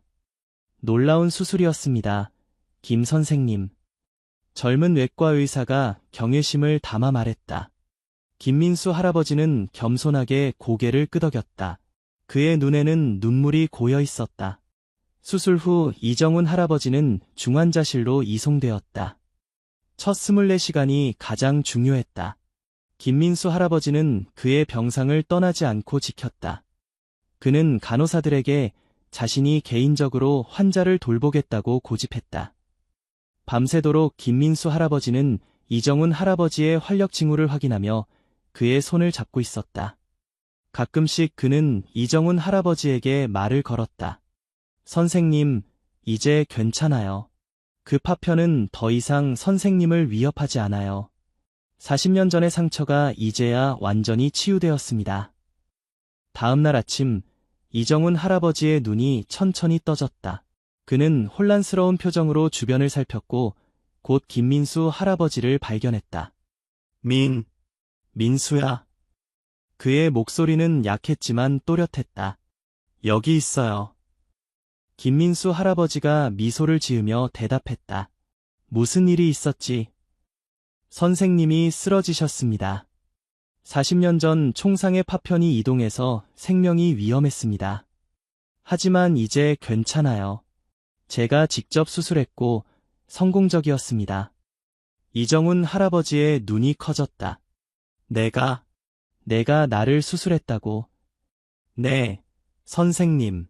40년 전 선생님은 제 목숨을 구해주셨고, 오늘 저는 선생님의 목숨을 구할 수 있었습니다. 이정훈 할아버지의 눈에 눈물이 맺혔다. 그는 천천히 손을 뻗어 김민수 할아버지의 손을 잡았다. 고맙다, 민수야. 내가 그렇게 훌륭한 의사가 되었다니 정말 자랑스럽구나. 김민수 할아버지는 이정훈 할아버지의 손을 꼭 쥐었다. 선생님 덕분입니다. 선생님이 저희 가족을 구해주셨기에 제가 의사가 될 수 있었어요. 이게 바로 인연이죠. 이정훈 할아버지는 따뜻한 미소를 지었다. 그의 가슴에서는 40년 동안 그를 괴롭혀왔던 파편이 사라졌고 그의 마음에서도 오랜 무게가 사라진 것 같았다. 그의 희생이 헛되지 않았다는 확신과 함께 지금 그는 자신이 구한 소년의 손에 의해 다시 한번 삶을 얻게 된 것이다. 창밖으로 밝은 가을 햇살이 비쳐들었고 두 노인의 얼굴을 따스하게 비추었다. 과거의 상처와 고통을 넘어 그들은 이제 새로운 인연의 시작점에 서 있었다. 따스한 봄 햇살이 도시를 비추는 오후, 이정훈 할아버지는 병원에서 퇴원한 지 2달이 지났다. 수술 후 회복은 순조롭게 진행되었고 김민수 할아버지의 꾸준한 보살핌 덕분에 그는 이제 예전보다 더 건강한 모습으로 돌아왔다. 두 노인의 우정은 과거의 비밀이 드러난 후 더욱 깊어졌고 그들은 매일 같은 시간에 같은 버스를 타며 서로의 시간을 함께했다. 오후 3시 버스 정류장에서 만난 두 노인은 반갑게 인사를 나누었다. 오늘은 날씨가 참 좋네요. 이 선생님. 김민수 할아버지가 미소를 지으며 말했다. 그러게, 봄이 깊어가니 공기도 좋아. 이정훈 할아버지도 환한 미소로 화답했다. 그의 얼굴에는 예전에 볼 수 없었던 평온함이 깃들어 있었다. 40년 동안의 비밀을 털어놓고 자신의 희생이 헛되지 않았음을 알게 된 후 그는 마치 무거운 짐을 내려놓은 것처럼 가벼워 보였다. 버스가 도착했고 두 노인은 천천히 버스에 올랐다. 버스는 평소보다 사람들로 붐볐다. 노약자석은 모두 젊은이들이 차지하고 있었다. 하지만 이번엔 달랐다. 김민수 할아버지와 이정훈 할아버지가 버스에 탄 순간 노약자석에 앉아있던 젊은이들이 일제히 자리에서 일어났다. 할아버지, 여기 앉으세요. 그렇게 두 할아버지는 버스 창밖을 보며 많은 이야기를 나눴다. 버스에서 내린 두 노인은 천천히 공원을 향해 걸었다. 햇살은 따스했고 공원에는 많은 사람들이 휴식을 취하고 있었다. 이 선생님, 생각해보면 정말 신기한 인연이죠. 40년 전 그 탈출에서 시작해서 이제는 매일 같은 버스를 타고 함께 거리를 걷고 김민수 할아버지의 말에 이정훈 할아버지는 고개를 끄덕였다. 인연이란 참 묘한 거야. 때로는 우리가 생각지도 못한 방식으로 이어지지. 그들은 공원 벤치에 앉아 평화로운 시간을 보냈다. 멀리서 아이들이 뛰어노는 모습, 연인들이 산책하는 모습, 가족들이 함께 웃는 모습, 그 모든 평화로운 일상이 그들에게는 감사하게 느껴졌다. 가끔 생각해요. 선생님이 그날 밤 저희를 구해주지 않았다면 이런 평화로운 일상은 없었을 거라고요. 김민수 할아버지가 말했다. 나도 생각한다. 내가 나를 수술해주지 않았다면 지금 이 순간도 없었을 테니. 두 사람은 서로를 바라보며 웃었다. 그들의 웃음에는 깊은 이해와 존경, 그리고 우정이 담겨 있었다. 오후의 햇살이 서서히 기울기 시작했고 그들은 다시 걷기 시작했다. 두 노인은 석양을 배경으로 천천히 걸었다.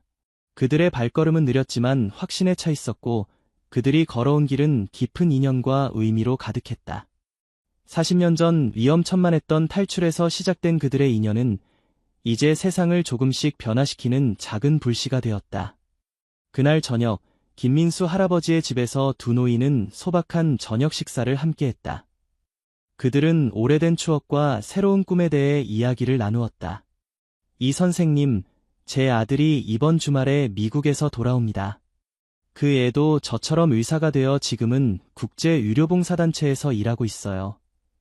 선생님을 꼭 만나게 해드리고 싶습니다. 이정훈 할아버지는 감동의 미소를 지었다. 그래, 꼭 만나고 싶구나. 내 아들이 너처럼 훌륭한 의사가 되었다니 정말 기쁘다. 김민수 할아버지는 잠시 생각에 잠겼다가 말을 이었다.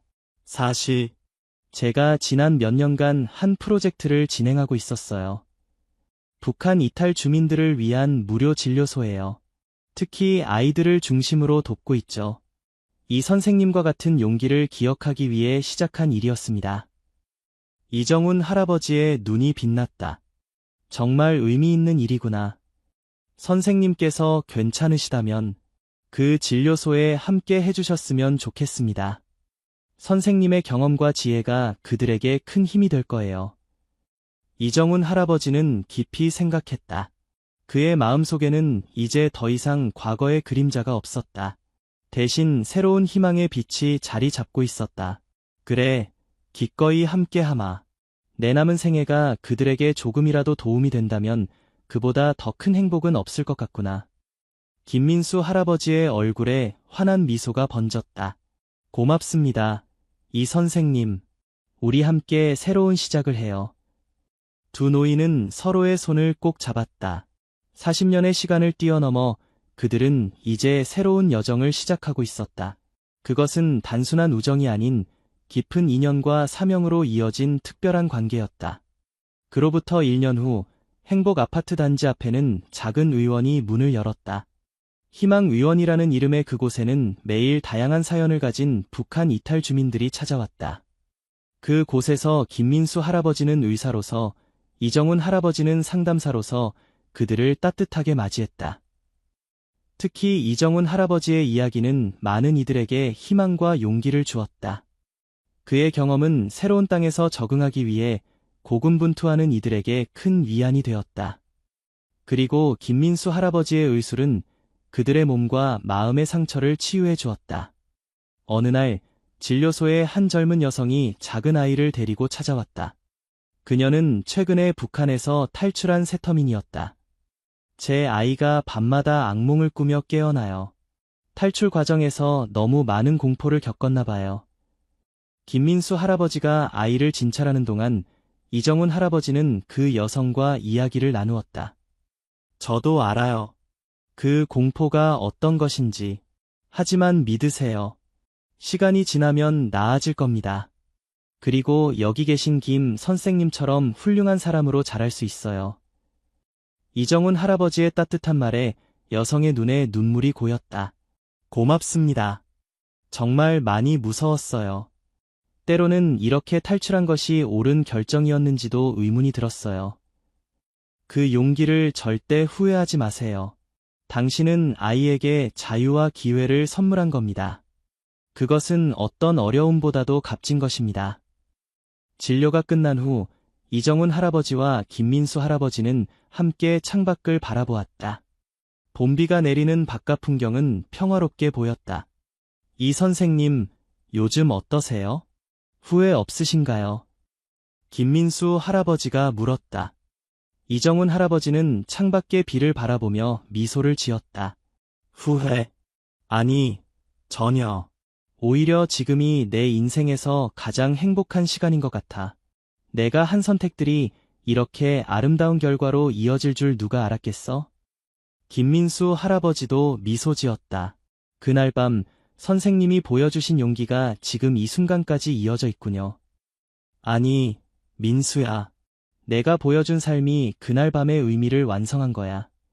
두 노인은 말없이 서로를 바라보았다. 그들 사이에는 이제 어떤 설명도 필요 없는 깊은 이해가 있었다. 그들의 이야기는 점차 알려지기 시작했고 많은 사람들에게 영감을 주었다. 북파공작원과 탈북소년의 40년에 걸친 인연, 그리고 그들이 함께 만들어가는 새로운 희망의 이야기는 분단의 상처를 치유하는 작은 씨앗이 되었다. 그리고 그들은 알고 있었다. 인연이란 결코 우연이 아니며 작은 용기가 어떻게 세상을 바꿀 수 있는지를. 그들의 삶은 그 진리에 살아있는 증거였다. 석양이 물드는 하늘 아래 두 노인은 매일 같은 버스를 타고 같은 길을 걸으며 새로운 날을 기다렸다. 그들의 여정은 여전히 계속되고 있었다.